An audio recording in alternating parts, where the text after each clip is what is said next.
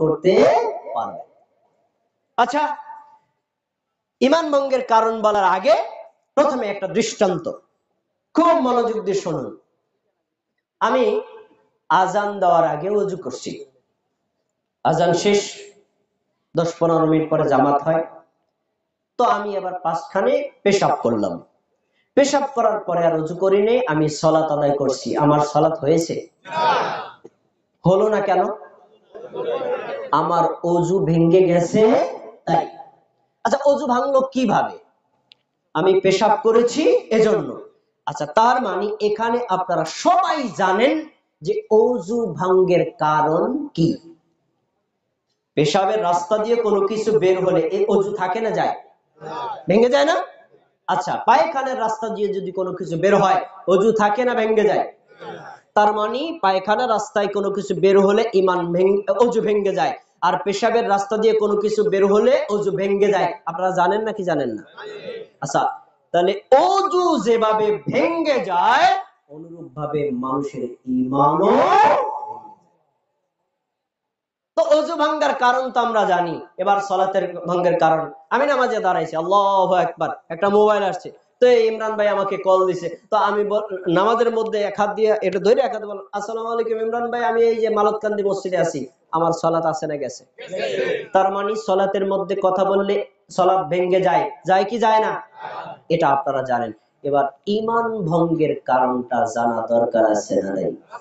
শোনেন মুসলমান, যদি কোনো ব্যক্তি ওযু ভঙ্গের কারণ না জানে, তাহলে তার ওযু হবে না। সালাত ভঙ্গের কারণ না জানে, তাহলে তার সালাত হবে না। কিন্তু কোন মুসলমান যদি ঈমান ভঙ্গের কারণ না জানে, তার সালাত, তার সিয়াম, তার হজ, তার যাকাত, তার কোনো আমলই কোনো কাজে আসবে না। এজন্য ঈমান ভঙ্গের কারণ জানা বেশি দরকার না ওযু ভঙ্গের কারণ জানা বেশি দরকার? ঈমান ভঙ্গের কারণ জানা বেশি দরকার না সালাত ভঙ্গের কারণ জানা বেশি দরকার? ঈমান ভঙ্গের কারণ জানা দরকার সবচেয়ে বেশি। অথচ আমাদের দেশে ঈমান ভঙ্গের কারণ নিয়ে কি আমাদের দেশের মসজিদের খতিবরা খুব বেশি আলোচনা করেন? আলেমরা আলোচনা করেন, ওয়াজে বক্তব্যে বক্তব্য দিয়ে থাকেন। এজন্য আমরা জানি না কোন কারণে ঈমান ভেঙে যায়। প্রিয় ভাই, বাংলাদেশ স্বাধীন হয়েছে 1971 সালে, আজ 2022 সাল। এতদিন পর্যন্ত বাংলাদেশ স্বাধীন হওয়ার পরে বাংলাদেশটাকে সংরক্ষণ করার জন্য বিজিবি বাহিনী তৈরি করে প্রত্যেকটা বর্ডারে সেট করে দিয়েছে। অন্য দেশ থেকে কোন চোরাচালান বাংলাদেশের জন্য প্রবেশ করতে না পারে, বাংলাদেশ থেকে অন্য দেশের জন্য প্রবেশ করতে না পারে, বাংলাদেশের ভূখণ্ডের জন্য সংরক্ষিত থাকে। যদি এই বাহিনী গঠন করে না দেওয়া হতো, বাংলাদেশের সীমানা এখন ম্যাপে যা দেখেন তার অর্ধেক খুঁজে পেতেন না। ঠিক একই অবস্থা, আপনি ঈমান এনেছেন, আপনার ঈমানটা যদি আপনি সংরক্ষণ না করেন, পাহারা না দেন, ঈমানটা ভেঙে যাওয়ার কারণগুলো যদি আপনি না জানেন, আপনার অজান্তেই আপনার ঈমান আমল সব বরবাদ হয়ে যাবে। এজন্য প্রত্যেক মুমিনকে, প্রত্যেক মুসলিমকে ঈমান ভঙ্গের কারণ সম্পর্কে জানা দরকার আছে না নাই? সবাই বলেন দরকার আছে? আমি কি এই বিষয়ে কথা বলতে পারি? আচ্ছা, শোনেন, প্রথমে এক নজর, ঈমান ভঙ্গের মৌলিক কারণ 4টি। কয়টি? ঈমান ভঙ্গের মৌলিক, আমি শাখা বলিনি, মৌলিক কারণ কয়টি? 4টি। 1, শিরক করা। বলেন কি? 2, কুফরি করা। কি? 3, বিদআত করা। কি? 4, নেফাকি করা। এই 4টি কাজ হলো ঈমান ধ্বংসের মৌলিক কারণ। আমরা কি এই 4টা কারণ এক নজরে মুখস্থ করতে পারবেন? আমার সাথে সবাই বলবেন। 1, শিরক করা। 2, কুফরি করা। 3, নেফাকি করা। 4, বিদআত করা। যে শিরক করে তাকে বলা হয় মুশরিক, যে কুফরি করে তাকে বলা হয় কাফের, যে নেফাকি করে তাকে বলা হয় মুনাফিক, যে ব্যক্তি বিদআত করে তাকে বলা হয় বিদআতি।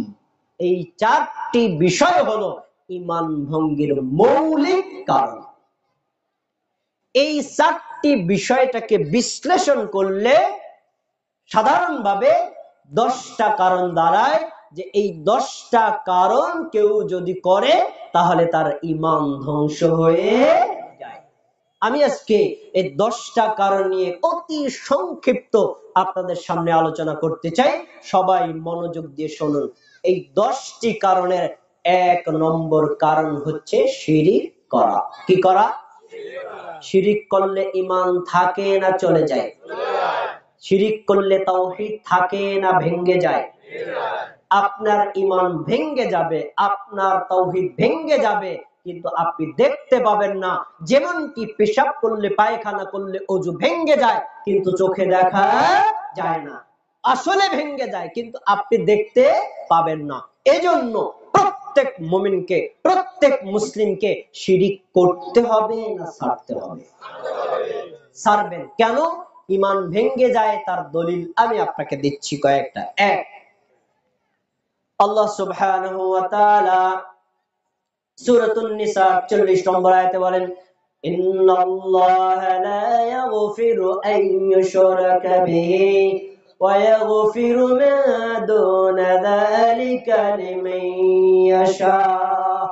নিশ্চয়ই যারা আল্লাহর সাথে শরীক করে, আল্লাহর সাথে শিরিক করে, আল্লাহ সুবহানাহু ওয়া তাআলা তাদের সব পাপ ইচ্ছা করলে ক্ষমা করে দিতে পারেন, তবে শিরিক ক্ষমা করবেন না। সূরা নিসা 48 নম্বর আয়াত পরে কি মিলিয়ে দেখবেন। আয়াত থেকে স্পষ্ট প্রমাণিত হয় শিরিক ক্ষমার অযোগ্য অপরাধ। শিরিক করার পরে কোনো ব্যক্তি যদি তাওবা ব্যতীত মারা যায়, আল্লাহ তাকে কখনো ক্ষমা করবেন না। পরে সূরা মায়েদা 72 নম্বর আয়াত আল্লাহ তাআলা বলেন, ইন্নাহু মান ইউশরিক বিল্লাহি ফাকাদ হারামাল্লাহু আলাইহিল জান্নাতা ওয়া মাওয়াহুন নার। নিশ্চয়ই যারা এবং যে আল্লাহর সাথে শিরিক করে, আল্লাহ তাআলা ওই ব্যক্তির জন্য জান্নাত হারাম করে দিয়েছেন। জান্নাত তার জন্য কি? হারাম। তার থাকার জায়গা হলো জাহান্নাম। তার মানে জাহান্নাম তার জন্য ফরজ। দুটো অল্টারনেটিভ, জান্নাত হারাম, জাহান্নাম তার জন্য ফরজ। অপরাধ কি? অপরাধ কি? শিরিক করা। তাহলে এই আয়াত থেকে প্রমাণিত হয় কেউ যদি শিরিক করে আল্লাহ তার জন্য জান্নাত হারাম করে দেন, কেউ যদি শিরিক করে আল্লাহ তার জন্য জাহান্নামকে ফরজ করে দেন। আরেকটি আয়াত সূরা জুমার 65 নম্বর আয়াত আল্লাহ রাব্বুল আলামিন বলেন, ওয়ালাকাদ উহিয়া ইলাইকা ওয়া ইলাল্লাযীনা মিন ক্বাবলিকা লাইন আশরাকতা লায়াহবাতান্না আমালুকা ওয়া লাতাকুনান্না মিনাল খাসিরিন। হে নবী মুহাম্মদ সাল্লাল্লাহু আলাইহি ওয়াসাল্লাম, তুমি শোনো, ইতিপূর্বে যত নবী, যত রাসূল এসেছিলেন, আমি প্রত্যেককে ওহী করে জানিয়েছি যা তোমাকেও জানাচ্ছি তা। আর ওহীটা হলো এই, তুমি যদি শিরিক করো তোমার অতীতের যত আমল আছে সব আমলগুলো পুড়ে ছাই হয়ে যাবে। তার মানে শিরিক এতটা ভয়ঙ্কর পাপ, শিরিক করলে শিরকের পাপ তো হয়, অতীতের নেক আমলগুলো নষ্ট হয়ে যায়। আমি তিনটি আয়াত পেশ করেছি, তিনটি আয়াত থেকে 4টা কথা পাওয়া যায়। 1, শিরিক ক্ষমার অযোগ্য অপরাধ।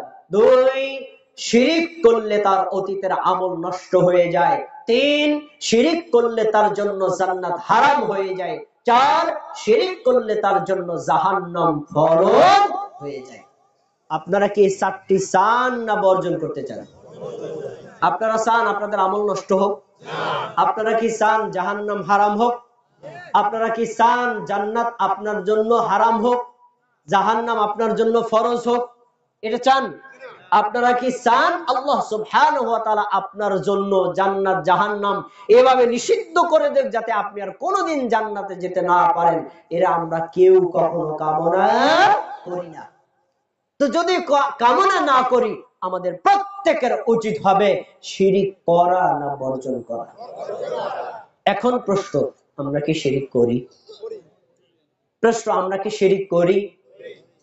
আমি হ্যাঁ বা না কিছুই বলবো না, আপনি আপনার আমলের সাথে মিলাবেন। হ্যাঁ বা না আমি কিছুই বলবো না, আপনি শুধু আপনার আমলের সাথে মিলিয়ে পর্যবেক্ষণ করবেন। যদি মনে হয় আপনি শিরিক করেন, ব্যাস তাওবা করে ফিরে আসবেন। আর যদি মনে হয় আপনি করেন না, আলহামদুলিল্লাহ, আপনি আপনার তাওহীদের উপর অটল অবিচল থাকবেন। শোনেন কি শিরিক। দুআউ ইনদাল আমওয়াতি ওয়াল আসনাম, শিরকে আকবরের কথা বলছি। মৃত ব্যক্তির নিকটে কোনো কিছু চাওয়া, মূর্তির নিকটে কোনো কিছু চাওয়া, এটি হচ্ছে শিরকে আকবর। এই কাজটি যে করে, এই কাজটি যারা করে, তার জন্য জান্নাত হারাম, তার জন্য জাহান্নাম ফরজ, তার আমল সব বিনষ্ট হবে, তাকে আল্লাহ কখনো ক্ষমা করবেন না। এবার মৃত ব্যক্তি কি? আমাদের বাংলাদেশের কথা আপনি চিন্তা করেন, বাংলাদেশে অনেক পীর সাহেবের কবর আছে না নাই? কবর পরবর্তীতে মাজারে পরিণত হয়নি, হয় না? আমাদের দেশের অনেক মুসলমানরা ওই কবরে গিয়ে, ওই মাজারে গিয়ে সন্তান চায়, বিপদ থেকে উদ্ধার চায়, ছেলে মেয়ে বিদেশে যেন সহজভাবে যেতে পারে, এগুলো কামনা করে কি করে না? যদি এটা করে থাকেন তাহলে জেনে রাখেন, একজন হিন্দু মূর্তি পূজা করে যেরকম ইসলাম থেকে বের হয়ে গেছে, একজন খ্রিস্টান ঈসা আলাইহিস সালাম এবং মারিয়া আলাইহিস সালামের পূজা করে যেভাবে ইসলাম থেকে বেরিয়ে গেছে, একজন ইহুদি উজাইর আলাইহিস সালামের পূজা করে যেভাবে ইসলাম থেকে বেরিয়ে গেছে, যে মুসলমান তার বাপ দাদা 14 গোষ্ঠী মুসলমান হলেও কোন কবরের কাছে গিয়ে, কোন মাজারের কাছে গিয়ে সন্তান চেয়েছে, চাও শেষ, ইসলাম থেকে তার বের হওয়াও। এরকম বাংলাদেশে আছে না নাই? মুসলমান আস্তে কথা বললে হবে না, আছে না নাই? এগুলা করবো না ছাড়বো? যদি আপনি করেন আপনার ঈমান শেষ, যদি আপনি ছাড়েন তাহলে আপনার ঈমান আবার ফিরে আসবে। এবার বলবেন আমি খুব ভালো মানুষ, কবরের কাছে আমি কখনো কিছু চাই না, কোন পীরের কাছেও চাই না, কোন মাজারের কাছেও চাই না। তা কি করেন? আমি মাজারে গিয়ে 50টা টাকা দেই আর বলি, আল্লাহ মাজারওয়ালা তো খুব আপনার প্রিয় আল্লাহর ওলি, তো এই ওলির ওসিলায় হলেও আমি বিয়ে করেছি 5 বছর, আমার কোনো সন্তান হয় না, তো আমার স্ত্রীর একটা সন্তান দান করো। এরকম মুসলমান বাংলাদেশে আসছে না নাই? তার মানে এই লোকটা মাজারে চায় না, পীরের কাছে চায় না, দরগায় চায় না, মূর্তির কাছে চায় না, তবে আল্লাহর কাছে চায়। ভায়া রেখেছে মাজারকে, ভায়া রেখেছে পীরকে, ভায়া রেখেছে বুজুর্গকে। এমন চাওয়া মুসলমান বাংলাদেশে একজন নাই, না? একজন নাই। এই যে ভায়া, এটাও শিরকে আকবার। কোন ব্যক্তির কাছে তো চাওয়া যাবেই না, আর কোন ব্যক্তির মাধ্যমেও আল্লাহর কাছে চাওয়া যাবে না। সরাসরি আল্লাহর কাছে চাইলে আল্লাহ দিতে পারেন কি পারেন না? তো কোন ব্যক্তি যদি মাজারের কাছে, পীরের কাছে, বুজুর্গের কাছে, ল্যাংটা বাবার কাছে, খাজা বাবার কাছে, দয়াল বাবার কাছে, অথবা এদের মাধ্যমে আল্লাহর কাছে কোনো কিছু চায়, সে ব্যক্তি ইসলাম থেকে বের হয়ে যাবে, তার ঈমানের আর কোনো মূল্য থাকবে। মুসলমান আমরা এই শিরক করব না ছাড়বো? আমরা এখন থেকে এগুলো বর্জন করতে পারবো তো ইনশাআল্লাহ? আচ্ছা এবার আসেন, আমরা পীরদের কাছে চাই, কবরের কাছে চাই, মাজারের কাছে চাই, এটা তো একটা সাধারণ। এর চাইতে অবিশ্বাস্য কিছু কাণ্ড, যা এর চাইতে জঘন্যতম, আমরা পীরের কাছে তো চাই, পীরের স্মৃতি বিজড়িত বস্তুর মাধ্যমেও চাই, যা আরো ভয়ঙ্কর শিরক। আমার নিজের কানে শোনা, আমার দিকে তাকান, প্রায় 20 থেকে 25 দিন আগে আমার বাড়ির কাছে একজন পীর সাহেব আগমন করেছেন। এশার পরে মুসল্লিদের উদ্দেশ্যে আলোচনা করছেন, আমিও শ্রোতা হিসেবে শুনলাম। তো তিনি এক আলোচনার ফাঁকে বলছেন, সম্মানিত ভাইয়েরা, আমার দাদা পীর সাহেব আপনাদের এখানে আসতেন, আমার বাবা পীর সাহেব আপনাদের এখানে আসতেন, তো তারা তখন মারা গেছে, এখন আমি আসি। আমি শুনেছিলাম আমার দাদা হুজুরের একজোড়া সিরা স্যান্ডেল নাকি আপনাদের এখানে আছে, তো আপনারা কি স্যান্ডেলটাকে সম্মান করেন না? মুসল্লিরা সবাই বলল হ্যাঁ করি। একজনে বললি সম্মান করি মানে এই স্যান্ডেল কপালে নিয়ে চুমা খায় আর স্যান্ডেলের মাধ্যমে আল্লাহর কাছে বরকত চাই, আল্লাহর কসম এ ব্যক্তি মুসলমান হতে পারে না। এরকম বাংলাদেশে একজনও নেই, নাই? পীরের দরবারে কুমিরের কাছে চাই কি চায় না? পীরের দরবারে কবুতরের কাছে চাই কি চায় না? পীরের দরবারে গজার মাছের কাছে চাই কি চায় না? পীরের দরবারে পাথর আছে, পাথর পূজাও বাংলাদেশে করে এমন মুসলমান আছে না? এই কাজ যারা করে তারা অজ্ঞতাবশত করে। আমরা তাদের শত্রু নই, তারা আমাদের বন্ধু, আমরাও তাদের বন্ধু। ভাই, আপনার পায়ে হাত রেখে বলি, আপনি তো জাহান্নামে চলে যাচ্ছেন। এই কাজ বর্জন করে এক আল্লাহর ইবাদত করেন, আপনার যাবতীয় প্রার্থনা পূরণ করবে কে? আল্লাহ। আমরা এই শিরিক ছাড়ব না, করব। এটা অনেক কথা, আরো যদি বলি বিস্তারিত বড় হয়ে যাবে। আমি এবার দ্বিতীয় যাই। 1 নম্বর কারণ হলো শিরিক করা। শিরিক করলে ঈমান বিনষ্ট হয়ে যায়, শিরিক ছাড়লে ঈমান থাকে। আমরা ঈমান রাখবো না ছাড়বো?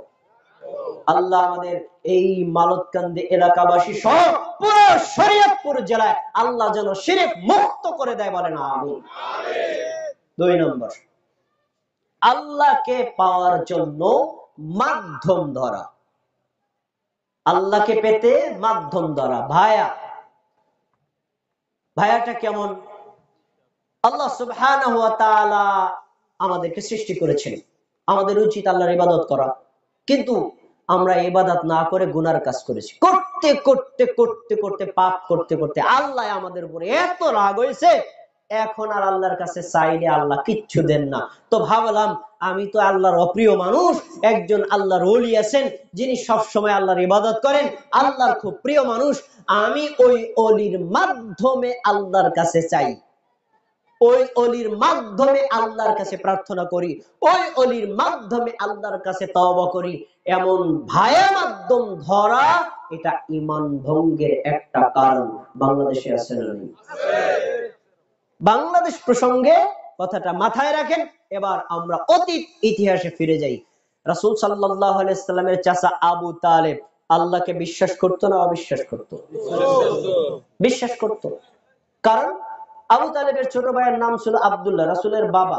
আব্দুল্লাহ মানে আল্লাহর বান্দা। কোন লোক যদি আল্লাহকে বিশ্বাস না করে, তার ছেলের নাম আব্দুল্লাহ রাখে? আপনাদের কারো সন্তানের নাম আব্দুল ভগবান আছে? কেন আপনারা ভগবানে বিশ্বাস করেন না তাই রাখেন না? আব্দুল্লাহ নাম আছে না অনেকে? আব্দুর রহমান নাম আছে না নাই? তার মানে আমরা রহমানকে বিশ্বাস করি, এজন্য সন্তানের নাম রাখি আব্দুর রহমান। আমরা আল্লাহকে বিশ্বাস করি, এজন্য নাম রাখি আব্দুল্লাহ। তার মানে বোঝা যায় রাসূলের জামানায় যত কাফের, যত মুশরিক, যত বেঈমান, তারা আল্লাহকে বিশ্বাস করত, এজন্যই তাদের সন্তানের নাম রাখতো কি? আব্দুল্লাহ। এখন তারা আল্লাহকে বিশ্বাস করত, আল্লাহর ইবাদত করত, তবে তারা ভাবতো আমরা আল্লাহর অপ্রিয় হয়ে গেছি, সরাসরি আল্লাহর কাছে চাইলে পাওয়া যায় না, আমরা একটু মাধ্যম ধরি। মাধ্যমটা কি? কাবা ঘরের মধ্যে 360টা মূর্তি স্থাপন করেছে। এক মূর্তি বিদ্যা দেয়, আর এক মূর্তি বিপদ থেকে উদ্ধার করে, আর এক মূর্তি সন্তান দেয়, আর এক মূর্তি মেয়ে দেয়, আর এক মূর্তি ভাগ্যর উন্নয়ন করে, আর এক মূর্তি ব্যবসা বাণিজ্য উন্নয়ন দান করে। এজন্য যার যেটা দরকার সে সেই মূর্তির কাছে গিয়ে ভোগ দিত আর বলতো, আল্লাহ এই মূর্তির ওসিলায় তুমি আমাকে এটা দান করো। এই কারণে যদি তারা ইসলাম থেকে খারিজ হয়ে কাফের হয়ে যায়, আমরাও যদি আল্লাহকে পেতে কোন ব্যক্তি কোন বস্তুর মাধ্যম ধরি, আমরাও মুসলমান থাকতে পারবো না। দলিল কোরআনের আয়াত নেন, এই দেখেন আল্লাহ কি বলছে। আল্লাহ তাআলা সূরা ইউনূসের 18 নম্বর আয়াতে বলেন, ওয়া ইয়াবুদুনা মিন দুনিল্লাহ, কাফের মুশরিকরা আল্লাহকে বাদ দিয়া এই মূর্তিগুলোর পূজা করত। তো যখন তারা পূজা করত, তারা জানতো লা ইয়াদুররুহুম ওয়া লা ইয়ানফাউহুম, এই মূর্তি তাদের ক্ষতিও করতে পারে না, উপকারও করতে পারে না।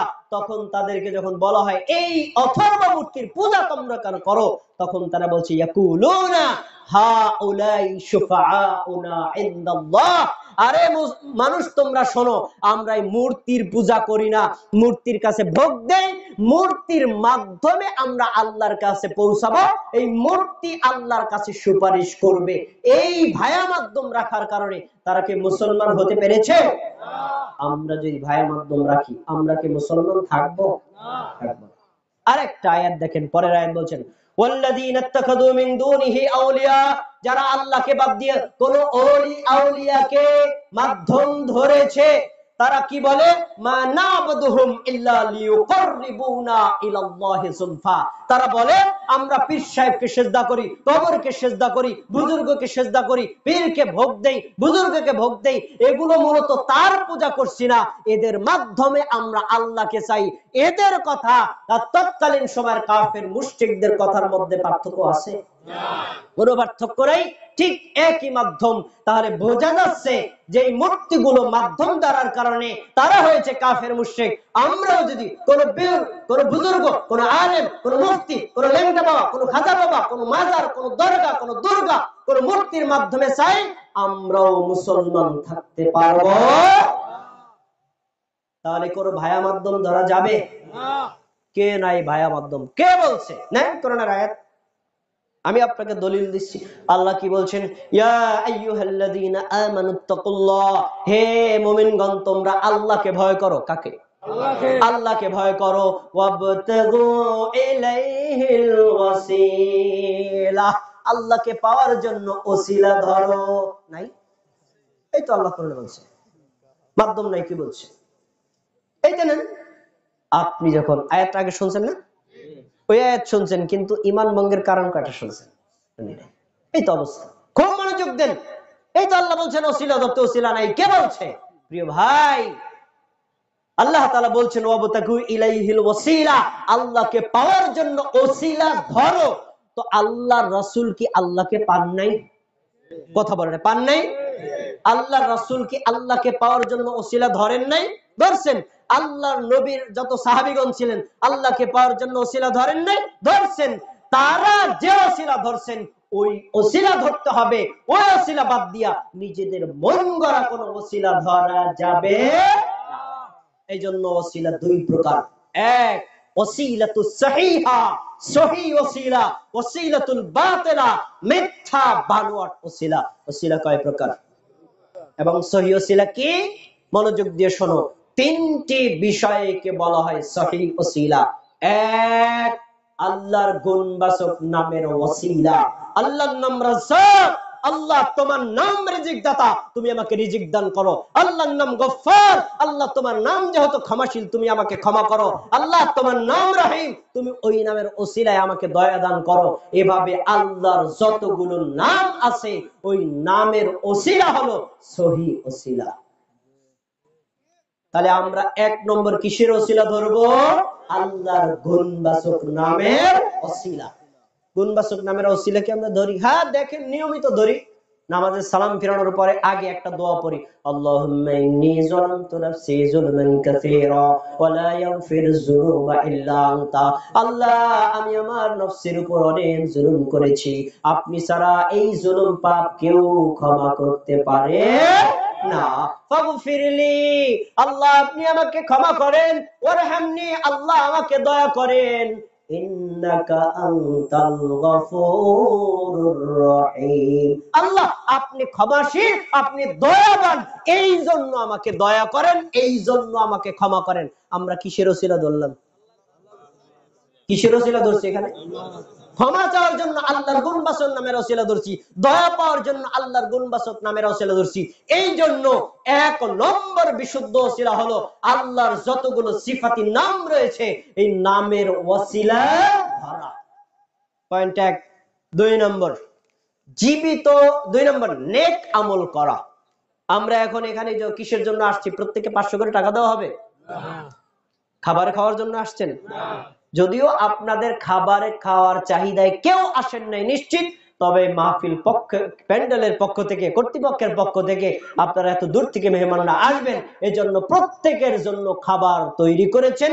আপনারা না খেয়ে চলে যাবেন? তাহলে আয়োজকরা কষ্ট পাবে না? তাহলে আপনারা সবাই খাবার নিয়ে যাবেন। যে কথা বলতে চাইলাম, আপনারা খাবারের জন্য আসেন নাই, কিন্তু তারা প্রস্তুত করেছেন। কেন বললাম যে আপনারা এখানে আসলেন শুধু আল্লাহর জন্য, কোরআনের কথা, হাদিসের কথা, ইসলামের কথা, ঈমানের কথা শোনার জন্য। আপনারা কি গুনাহ করতে আসছেন না নেকের জন্য আসছেন? এটা একটা নেক আমল। আপনি যদি বলেন আল্লাহ আমি এই মাহফিলে এসেছি শুধু আপনার সন্তুষ্টির জন্য, শুধু আপনার সন্তুষ্টির জন্য, আল্লাহ আমি যদি এই কাজটা আপনার জন্য করি, দয়া করে আমার দোয়াকে কবুল করে নিন। এটা হলো নেক আমলের ওসিলা, এটা হলো বিশুদ্ধ ওসিলা। আপনি সালাত আদায় করলেন, আল্লাহ সালাতের ওসিলায় আমার দোয়া কবুল করলেন। আপনি সিয়াম পালন করলেন, আল্লাহ আমার সিয়ামের ওসিলায় আমার দোয়া কবুল করেন। আপনি দান করলেন, বললা আল্লাহ আমার এই দানের ওসিলায় আমার দোয়া কবুল করেন। তাহলে যত ধরনের নেক আমল রয়েছে, এই নেক আমল হলো বিশুদ্ধ ওসিলা। দুইটা গেল। 3 নম্বর, জীবিত ব্যক্তিদের দোয়ার ওসিলা। কিসের? পয়েন্টটা ভালো করে বুঝতে হবে। জীবিত ব্যক্তিদের দোয়ার ওসিলা। আমি এখানে আসলাম, মাহফিলের আজকে সভাপতি বা প্রধান অতিথি বললেন আমি অসুস্থ, আমার জন্য দোয়া করবেন। তা এখন আমি দোয়া করলাম, আল্লাহ মাহফিলে যিনি অতিথি তিনি অসুস্থ, আল্লাহ তুমি তাকে সুস্থ করে দাও। আল্লাহ যদি আমার দোয়া কবুল করেন, আল্লাহ তাকে সুস্থ করতে পারেন। বলেন তো আমি তাকে সুস্থ করলাম না কে করলো? মাধ্যমটা কি? আমার দোয়া। মাধ্যমটা কি? আমার দোয়া। এভাবে জীবিত ব্যক্তিদের কাছে দোয়া চাওয়া যায়। ওই দোয়া আল্লাহ কবুল করলে সেই দোয়ার ওসিলায় আপনার যে কোনো চাহিদা আল্লাহ পূরণ করতে পারেন। তাহলে 3টি সহি ওসিলা পেলাম। 1, আল্লাহর গুণবাচক নাম। 2, নেক আমল। 3, জীবিত ব্যক্তিদের দোয়া। এই 3টি ব্যতীত আমরা মাজার, দুর্গা, দরগা, খাঙ্গা বাবা, ল্যাংটা বাবা, পীর বাবা যত কিছু বানাইছি, এগুলো একটা আল্লাহর দরবারে বিশুদ্ধ কোন ওসিলা নাই। তোরা বাতিল ওসিলা, এগুলো গ্রহণ করা যাবে না। প্রিয় ভাইয়েরা, তো এখন প্রশ্ন, আল্লাহকে পাওয়ার জন্য ডাইরেক্ট কি আল্লাহকে পাওয়া যায়? রাসূল সাল্লাল্লাহু আলাইহি সাল্লামের শুধুমাত্র একটা জিনিস লাগে আল্লাহকে পেতে, তা হলো রাসূলের সুন্নতি তরিকা। কেউ যদি আল্লাহ রাসূলের সুন্নতি তরিকা অনুযায়ী ইবাদত করে, সে ব্যক্তি প্রশান্ত মহাসাগরের মাঝখানে হেলেনা দ্বীপের মধ্যে থাকে, ওখানে একটা প্রাণীও না থাকে, আল্লাহর কোন মাধ্যম সে নাও ধরে, আল্লাহর ইবাদত আল্লাহ কবুল করবেন কি করবেন না? তাহলে বোঝা যায় আল্লাহর কাছে সন্তুষ্ট পেতে হলে রাসূলের তরিকা ব্যতীত আর কোনো কিছু দরকার হয়। আজকে থেকে আমরা যত ভায়া মাধ্যম আগে ধরেছি, ছাড়বো না ধরবো? 3 নম্বর, কাফের মুসলিমকে মানে কাফের আর মুশরিক যারা আছে তাদেরকে অমুসলিম বিশ্বাস না করা। Most important point. যেমন ইহুদি, খ্রিস্টান, বৌদ্ধ, হিন্দু, নাস্তিকদেরকে আমরা সবাই কাফির মনে করি, কিন্তু যারা ইহুদি, যারা খ্রিস্টান, যারা বৌদ্ধ, যারা হিন্দু, আমরা এদেরকে মনে করি ওরাও মুসলমান। এরকম অনেকে মনে করে। না করেন, আমি যদি প্রমাণ করে দিতে পারি, নাম বললে আপনি কষ্ট পাবেন। আমার বক্তব্যের অভ্যাস নাই কোন ব্যক্তি বা দলকে নাম বলে বলা। এই বাংলাদেশে হাজারো পীর রয়েছে, তার কাছে মুরিদ হতে গেলে অমুসলিমরা কয় তোমার মুসলমান হওয়ার দরকার নেই, আমি তোমাকে যে ওজিফা দিচ্ছি এই ওজিফা করো, তাহলেই তোমার জন্য জান্নাতের ফয়সালা হয়ে যাবে। অথচ রাসূলের কাছে কোন অমুসলিম আসলে আগে ওজিফা দিতেন না মুসলমান বানাতেন। তার মানে এই পীরদের আকীদা হচ্ছে ইসলাম, জান্নাতে যাওয়ার জন্য ইসলাম গ্রহণ করার দরকার নেই, শুধু ওনার ওজিফা জপলেই জান্নাত। এরকম অনেক রয়েছে। তাহলে বোঝা যাচ্ছে যারা এই সকল অমুসলিমদেরকে মুসলিম বলে বিশ্বাস করে তাদের ঈমান আছে না গেছে? মনে রাখবেন, মুসলমানকে বেঈমান মনে করা ঈমান ভঙ্গের কারণ। আবার এর বিপরীত কোন কাফেরকে মুমিন মনে করা, এটাও ঈমান ভঙ্গের কারণ। আমি মুসলমান, আপনি যদি বলেন আমাকে কাফের, আপনি আপনার ঈমান নষ্ট হয়ে আপনি কাফের হয়ে যাবেন। আমি যদি কাফের হই, আপনি যদি আমাকে মুমিন বলেন, তাহলে আপনার ঈমান নষ্ট হয়ে যাবে। পয়েন্ট গুরুত্বপূর্ণ। এজন্য সারা বাংলাদেশ যেখানে আছে হিন্দু, বৌদ্ধ, খ্রিস্টান, অগ্নিপূজক, ইহুদি, যত জাত আছে, মুসলমান বাদ দিয়ে একজনও কোনোদিন মুসলমান হতে পারে না।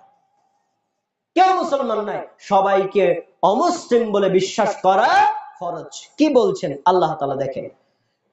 আল্লাহ সুবহানাহু ওয়া তাআলা বলেন, মা কানা লিল মুশরিকিনা আইয়ামুরু মাসাজিদাল্লাহ। আল্লাহর ঘর মসজিদ সমূহ আবাদ করতে পারবে না তারা কারা? যারা মুশরিকিনা, আল্লাহর সাথে শিরিক করেছে। অপরাধ কি? শাহিদিনা আলা আনফুসিহিম বিল কুফর, তারা নিজেদের উপর কুফরের সাক্ষ্য প্রদান করেছে। কুফরের সাক্ষ্যটা কি? আল্লাহ বলেছেন লা ইলাহা ইল্লাল্লাহ, আল্লাহ ব্যতীত সত্য কোনো ইলাহ নেই, অথচ তারা আল্লাহকে বাদ দিয়ে বিভিন্ন মাধ্যম ধরে সেগুলোকে ইলাহ বানিয়ে তারা পূজা করছে, যা আল্লাহর সাথে কুফরি করা। আল্লাহ তাআলা বলছেন এই ধরনের মুশরিক যারা আছে তারা আল্লাহর ঘর মসজিদ আবাদ করার যোগ্যতা রাখে। তার মানে কোন মসজিদ কমিটির সদস্য মুশরিক হতে পারবে না, কোন মসজিদ কমিটির সদস্য কবর পূজারী হতে পারবে না, কোন মসজিদ কমিটির সদস্য পীর পূজারী হতে পারবে না, কোন মসজিদ কমিটির সদস্য শিরক আর কুফরের সাথে যুক্ত হতে পারবে না। বাংলাদেশে এরকম আছে নাই? আমি এক মসজিদের ইমাম ছিলাম মাদারীপুর জেলার। আমার মসজিদের সভাপতি যিনি ছিলেন তিনি এবার পার্শ্ববর্তী মাজারেরও সভাপতি। তার মানে তিনি তাওহীদের সভাপতি, শিরকেরও সভাপতি, দুইটার সভাপতি। এরকম বাংলাদেশে আছে না নেই? যেই মসজিদের ইমাম, যেই মসজিদের মুয়াজ্জিন, যেই মসজিদের মুসল্লি, যেই মসজিদের কমিটির সদস্য, যেই মসজিদের সভাপতি, যেই মসজিদের সেক্রেটারি শিরকের সাথে জড়িত, সেই মসজিদ থেকে তাওহীদের বাণী প্রচার করা কি সম্ভব? সম্ভব না। বাংলাদেশের অধিকাংশ মসজিদের সাথে তাকিয়ে দেখেন, মসজিদ সংশ্লিষ্ট যারা ব্যক্তি রয়েছেন তারা আল্লাহকে ভয় করে না, শিরক বর্জন করে না, বেদাত বর্জন করে না। এজন্য বাংলাদেশের মুসলমানরা শিরক বেদাত কি চেনেও না, চিনতে পারেন। এজন্য মসজিদ কমিটির সদস্য শিরকের সাথে সংশ্লিষ্ট থাকতে পারবেন না। প্রিয় ভাইয়েরা, কেন? উলাইকা হাবিতাত আমালুহুম, যারা শিরকের সাথে জড়িত আল্লাহ তাদের সব আমলগুলো বিনষ্ট করে দিয়েছেন। তা আমলগুলো বিনষ্ট কি মুসলমানের হয় না অমুসলমানের হয়? আরেকটি আয়াত সূরা বাইয়িনা 6 নম্বর আয়াত, আল্লাহ কি বলছেন? ইন্নাল্লাযীনা কাফারু মিন আহলিল কিতাবি ওয়াল মুশরিকিনা ফি নারি জাহান্নাম খালিদিনা, নিশ্চয়ই মুশরিকদের মধ্য থেকে, আহলে কিতাব ইহুদি খ্রিস্টানদের মধ্য থেকে যারা কুফরি করেছে তারা জাহান্নামে চিরস্থায়ীভাবে থাকবে। আর উলাইকা হুম শাররুল বারিয়া, তারা হচ্ছে এই পৃথিবীর সবচেয়ে নিকৃষ্ট সৃষ্টি। বলেন নাউযুবিল্লাহ। প্রিয় ভাই, তাহলে আমরা বুঝতে পারলাম শিরিক করলে মুসলমান থাকে না মুসলমান থেকে বের হয়ে যায়? শিরিক করলে ঈমান থাকে না ঈমান ভেঙে যায়? এই জন্য যারা শিরিক করবে তাদের কখনো মুমিন মনে করা যাবে না। যারা কাফের মুশরিক তাদেরকে মুমিন মনে করা যাবে না। আচ্ছা, এবার আসেন 4 নম্বর পয়েন্ট, মুসলিমকে বাদ দিয়ে কাফের মুশরিককে সাহায্য সহযোগিতা করা। এটা ঈমান ভঙ্গের একটা কারণ। আমরা অনেকের মধ্যে এই প্রবণতা দেখতে পাই।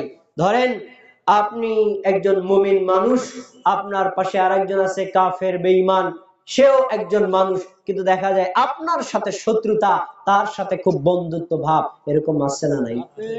আছে। কিন্তু এখানে একটা শর্ত আছে, পার্থিব কোন বিষয়ে অমুসলিমদের সাথে সম্পর্ক করা যাবে, দ্বীনের কোন বিষয়ে অমুসলিমদের সাথে কখনো সম্পর্ক হতে পারে না।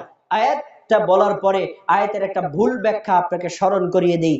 সূরা মায়েদা 51 নম্বর আয়াত আল্লাহ কি বলছে? ইয়া আইয়ুহাল্লাযীনা আমানু, হে মুমিনগণ, লা তাত্তাখিদুল ইয়াহুদা ওয়ান নাসারা, তোমরা ইহুদি এবং নাসারাদেরকে আউলিয়া, বন্ধু রূপে গ্রহণ করো না।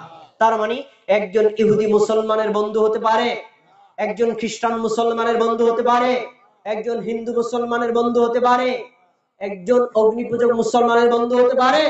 মুসলমানের বন্ধু শুধু মুসলমানই হতে পারে। আচ্ছা, এখন কি বলছেন?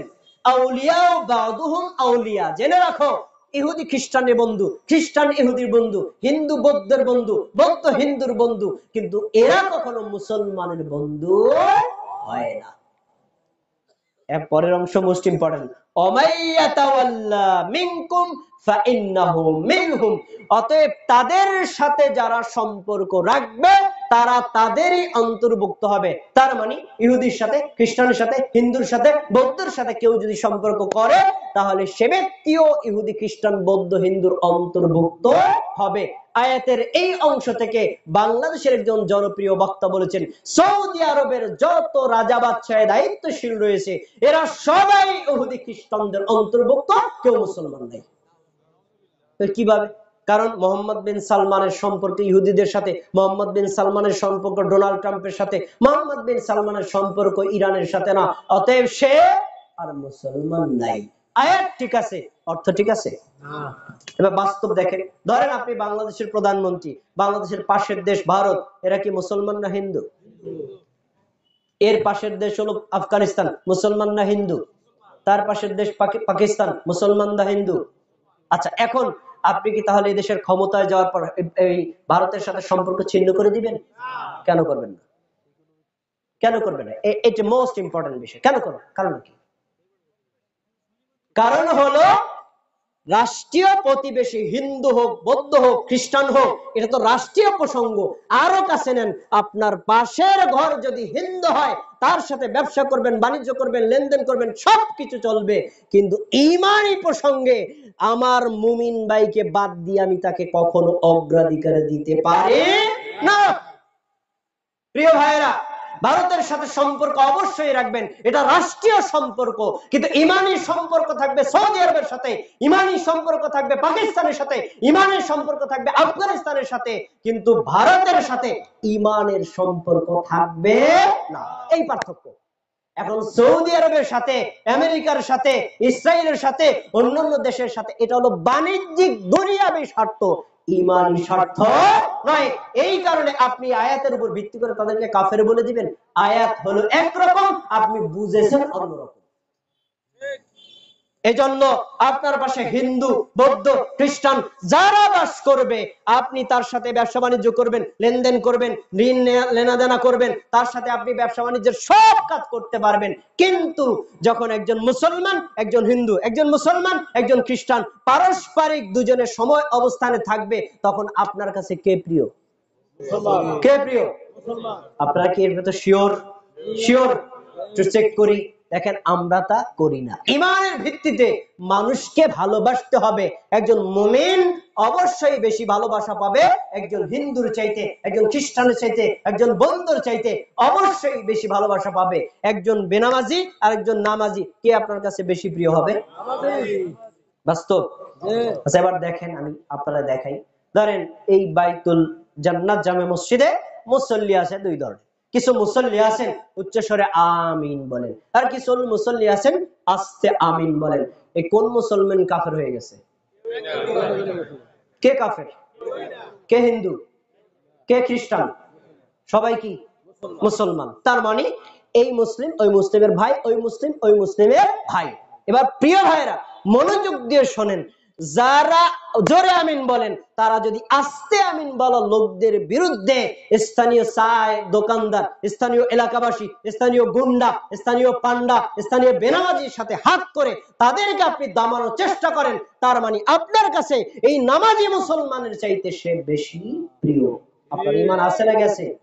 এবার এর বিপরীত, যে আস্তে আমিন বলেন সে যদি জোরে আমিন ওয়ালা লোকদের সাথে খাবানোর জন্য, তাকে ঠেকানোর জন্য, মসজিদ থেকে বয়কট করার জন্য, সমাজ থেকে বয়কট করার জন্য বেনামাজের সাথে আঘাত করে, এই ব্যক্তির ঈমান থাকতে পারে? এরকম বাংলাদেশে হয় কি হয় না? আপনারা জানেন, সম্প্রতি সিলেট শাহজালাল রাহিমাহুল্লাহ, আমরা তাকে মাথার তাজ মনে করি, তিনি একজন আল্লাহর ওয়ালি ছিলেন, আল্লাহর একজন প্রিয় ব্যক্তি ছিলেন, দিনের দাওয়াত সারা বাংলাদেশে দিয়েছেন, তার মাধ্যমে অনেক মানুষ মুসলমান হয়েছে। কিন্তু তিনি মৃত্যুবরণ করার পর তার কবরকে কেন্দ্র করে, তার মাজারকে কেন্দ্র করে হাজারো মানুষকে ঈমান ধ্বংস করছে মুশরিকরা। আছে না নাই? তো যখন আমরা বললাম যে এই শিরকি কাজ করা যাবে না, এই বিদআতি কাজ করা যাবে না, এগুলো বর্জন করুন, তখন যারা আমাদের বিরোধী সব দল এক, কবর পূজারী, নন কবর পূজারী যত আছে সব দল এক হয়ে আমাদের জন্য ঠেকানোর চেষ্টা করছে। তার মানে তাদের কাছে ইমানদারের চাইতেও মুশরিকের মূল্য বেশি। এই টাইপের যারা, তাদের ঈমান আসছে না গেছে? বাংলাদেশে নাই। আমরা কি এরকম করব? তাহলে বলেন, যে জোরে আমিন বলে সেও আমার দিনী ভাই, যে আস্তে আমিন বলে সেও আমার দিনী ভাই, যে বুকে হাত বাঁধে সে আমার দিনী ভাই, যে নাভির উপর হাত বাঁধে সে আমার দিনী ভাই। আমরা এই দুই দিনী ভাই মিলে সারা মালত এলাকায় দেখবো কারা বেনামাজি আছে। ভাই আপনি হাত কোথায় বাঁধেন এটা পরে আসেন আমরা আল্লাহর সালাত আদায় করি। বলতে পারবেন সবাই? সবাই উচ্চ স্বরে বলেন আল্লাহু তাকবীর। এই আদর্শ আপনারা স্থাপন করতে পারবেন তো? যদি পারেন তাহলে বুঝতে হবে আপনার ঈমান পরিপূর্ণ হয়েছে। আরো অনেক ব্যাখ্যা বিস্তারিত বলার সময় পাওয়া যাবে না। তাহলে বোঝা যাচ্ছে আমরা মুসলমান অমুসলমান দুইজনের মধ্যে আমরা মুসলমানকে কম ভালোবাসবো না বেশি ভালোবাসবো? প্রিয় ভাইরা, এবার আসেন 5 নম্বর ঈমান ভঙ্গের কারণ, মোস্ট ইম্পর্টেন্ট কারণ কি? কোরআন এবং হাদিস থেকে মুখ ফিরিয়ে নেওয়া। কোরআন হাদিস পায়, জানে, শোনে কিন্তু মানে না, এরকম আছে না? নাই? বাংলাদেশে নাই? আরে অমুসলমান বাদ দেন, মুসলমানরা নাই? কোরআনের আয়াত যখন তাকে শুনিয়ে দেই তখন বলে আয়াত তো ঠিক আছে, আমার পিঠ তো করে না। আয়াত তো ঠিক আছে কিন্তু আমি যে দল করি এই দলে তো মানে না। হাদিস তো ঠিক আছে কিন্তু আমি যে এলাকায় বাস করি এলাকার কোন হুজুর তো করে না। এই কথা বলে কোরআন থেকে মুখ ফিরিয়ে নেওয়া, হাদিস থেকে মুখ ফিরিয়ে নেওয়ার মতো মুসলমান একজনও বাংলাদেশে নাই, না? নাই? এই টাইপের যার চরিত্র কোরআনের আয়াত পাওয়ার পরে, হাদিস পাওয়ার পরে কোরআন না মেনে, হাদিস না মেনে, কোরআন হাদিসকে ওভারটেক করে যে ব্যক্তি তার পীরকে, তার বুজুর্গকে, তার দলকে, তার এলাকাকে মান্য করে, কোরআন হাদিস থেকে মুখ ফিরিয়ে নেয়, মুখ ফিরিয়ে নেওয়া শেষ, তার ঈমান শেষ। এরকম বাংলাদেশের লোক নাই? আরে ভাই সাধারণ লোক আছে, অনেক আলেম আমি পেয়েছি এরকম, তাদের ঈমান ভঙ্গের কারণ আছে। তাদের সামনে আল্লাহর বাণী কোরআন দেখিয়ে দিল তারা মানতে চায় না, তাদের সামনে রাসূলের হাদিস পড়িয়ে শোনালেও তারপরে মানতে চায় না। এরকম বাংলাদেশে আছে না নাই? আমরা কি এরকম করব? এই কোরআন কার বাণী? হাদিস কার বাণী? হাদিস হলো রাসূলের বাণী, কোরআন আল্লাহর বাণী। কোরআন আল্লাহ তাআলার দেওয়া সংবিধান, এই সংবিধানের ব্যাখ্যা হলো রাসূলের হাদিস করেছেন। অতএব কোরআন যেমন মান্য করা ফরজ, হাদিসও মান্য করা ফরজ। কোরআন এবং হাদিস হলো ইসলামের জীবনের মূল সংবিধান। কোরআন হাদিস যখন আপনি পাবেন, আপনার নিজের বিরুদ্ধে, দলের বিরুদ্ধে, এলাকার বিরুদ্ধে, ব্যক্তির বিরুদ্ধে, দলের বিরুদ্ধে, এলাকার বিরুদ্ধে, মানুষের বিরুদ্ধে, রাষ্ট্রের বিরুদ্ধে, যত কিছুর বিরুদ্ধে যাক, আপনি তাকে অমান্য করতে পারবেন না। যদি করেন ঈমান শেষ। দলিল নেই। কি বলছেন আল্লাহ তাআলা? সূরা আলে ইমরান 32 নম্বর আয়াত আল্লাহ কি বলছেন? কুল আতিউল্লাহ ওয়া আতিউর রাসূল ফাইন তাওয়াল্লাউ ফাইন্নাল্লাহ লা ইউহিব্বুল কাফিরিন। হে নবী মুহাম্মদ সাল্লাল্লাহু আলাইহি ওয়াসাল্লাম, তুমি তাদেরকে বলো, আমাদেরকে বলতে বলছেন, আমরা কি রাসূলের উম্মত না? আমাদেরকে বলতেছেন কুল, তুমি বলো কি? আতিউল্লাহ, তোমরা আল্লাহর আনুগত্য করো। মুসলমান বলো কার? জোরে বলো কার? আল্লাহর আনুগত্য কিভাবে করবেন? আল্লাহকে দেখছেন? তা আল্লাহর আনুগত্য করার পদ্ধতি কি? আল্লাহ তার ক্যাটালগ, আসমানি সংবিধান আমাদের কাছে পৌঁছে দিয়েছেন, তার নাম হচ্ছে কোরআন। কেউ যদি কোরআনের কথা মানে, কার কথা মান্য করা হয়? পরে হলো ওয়া আতিউর রাসূলা, তোমরা রাসূলের ইত্তেবা করো। রাসূল সাল্লাল্লাহু আলাইহি ওয়াসাল্লাম কি এখন জীবিত আছেন? আপনি কিভাবে তার ইত্তেবা করবেন? রাসূল যা করতেন, যা বলছেন, যা আদেশ করেছেন, যা নিষেধ করেছেন, যা অনুমতি দিয়েছেন, প্রত্যেকটা কথা হাদিসের কিতাবে আছে না নাই? হাদিস মান্য করলেই রাসূলের কথা মান্য করা হয়। এখন কেউ যদি আল্লাহর কথা মানে, রাসূলের কথা মানে, তার ঈমান ঠিক থাকবে। আল্লাহর কথা অমান্য করে, রাসূলের কথা অমান্য করে, বলছেন আল্লাহ তাআলা ফাইন্নাল্লাহা লা ইউহিব্বুল কাফিরিন, ওই আল্লাহ কাফেরদেরকে ভালোবাসেন না। তাহলে আমরা কি কোরআন হাদিস মানব না মুখ ফিরিয়ে নিব? মানব। মানতে রাজি আছি তো ইনশাআল্লাহ? আপনার নিজের বিরুদ্ধে গেলে মানবেন, হুজুরের বিরুদ্ধে গেলে মানবেন, পীরের বিরুদ্ধে গেলে মানবেন, এলাকার বিরুদ্ধে গেলে মানবেন। কারণ কোরআন আল্লাহর বাণী, হাদিস রাসূলের বাণী। কোরআন হাদিস মানতে প্রত্যেকটা মুসলমান বাধ্য। কোন ব্যক্তি, কোন দল, কোন মত, কোন মানুষের অভিমত মানতে মানুষ, মুসলমান কখনো বাধ্য হতে পারে। আল্লাহ তাআলা আরো কি বলছেন? যারা এইভাবে কোরআন থেকে মুখ ফিরিয়ে নেয়, হাদিস থেকে মুখ ফিরিয়ে নেয়, আল্লাহ তাদের সম্পর্কে সূরা সাজদায় 22 নম্বর আয়াতে বলেন, ওয়ামান আযলামু, ওর চাইতে বড় জালিম আর কে হতে পারে? ওয়ামান আযলাম, ওর চেয়ে বড় জালিম আর কে হতে পারে? মিম্মান যুক্কিরা বিআয়াতি রাব্বি, যার কাছে রবের আয়াত পেশ করা হয়, মানে কোরআনের আয়াত তার সামনে তুলে ধরা হয়, যখনই পেশ করা শেষ, সুম্মা আরাদা আনহা, সে লোক এই আয়াত থেকে মুখ ফিরিয়ে নেয়। কয় আয়াত তো ঠিক আছে, আমাদের দেশে চলে না, আয়াত তো ঠিক আছে, আমাদের দেশে হুজুররা করে না, আয়াত তো ঠিক আছে, আমার পীর সাহেব তো অন্যভাবে করে, অতএব আমরা এই আয়াতটা মানব না। এইভাবে অমান্য করে চলে যায়, মুখ ফিরিয়ে নেয়, এমন মুসলমান কি কেউ নাই?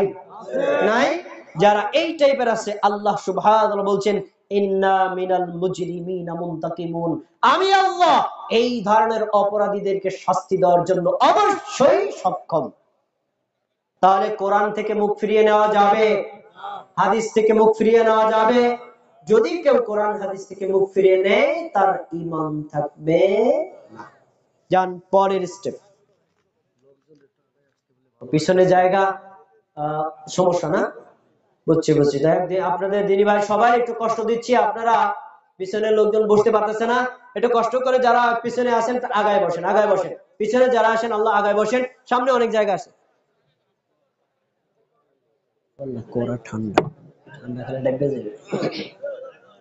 পিছনে যারা আছেন একটু সামনে আগায় বসেন, পিছনে যারা আছেন। সম্মানিত দিনী ভাইরা, আমাদের প্রধান বক্তা আজকের মাহফিলের মধ্যমণি শেখ প্রফেসর মুখতার আহমদ সাহেব পথে আছেন, কাছাকাছি সময়ের মধ্যে তিনি পৌঁছে যাবেন, আর তিনি আসলেই সাথে সাথে আলোচনা শুরু হবে ইনশাআল্লাহ। আমরা অল্প সময় আপনাদেরকে কষ্ট দিব।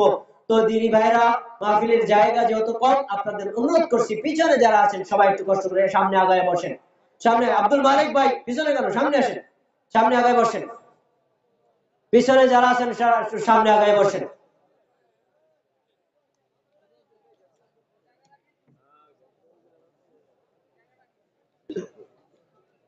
যে আপনারা কথা না বলে যারা সামনে জায়গা পাবেন সামনে বসে যান। ভাইরা পিছনে যারা আছেন, এখনো পিছনে বসে আছেন অনেকে, একটু কষ্ট করে সামনে আসেন, সামনে আসেন।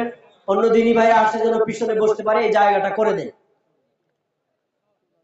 জি জি, সামনে এখনো মাঝে মাঝে এখনো জায়গা আছে, মাঝে এখন এই যে মাঝের বাঁশের এখানে জায়গা আছে। পিছনে যারা আছেন কষ্ট করে সামনে চলে আসেন। কি কোন সমস্যা?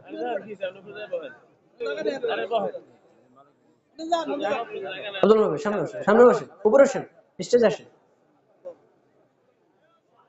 জি, সকলে একটু দয়া করে বসেন, সকলে একটু দয়া করে বসেন। আমরা পরস্পর কথা না বলি, আলোচনা যেন বিচ্ছিন্ন না হয়, দয়া করে সকলে বসুন। আমি আর অল্প সময় আপনাদের সামনে কথা বলে স্টেজ থেকে নেমে যাব। এরপরে আজকের আলোচনার মধ্যমণি চলে আসবেন ইনশাআল্লাহ। আমরা সকলে তার জন্য দোয়া করছি, আল্লাহ যেন সহিহ সালামতে অতি অল্প সময়ের মধ্যে শাইখকে আমাদের মাহফিলে পৌঁছে দেন। সবাই বলেন আমিন। প্রিয় ভাইরা, আমি আপনাদের সামনে 5 নম্বর বিষয়টি নিয়ে কথা বললাম, যে কখনো কোরআন হাদিস থেকে বিমুখ হওয়া যাবে না। এবার আসুন 6 নম্বর, খুব গুরুত্বপূর্ণ বিষয়।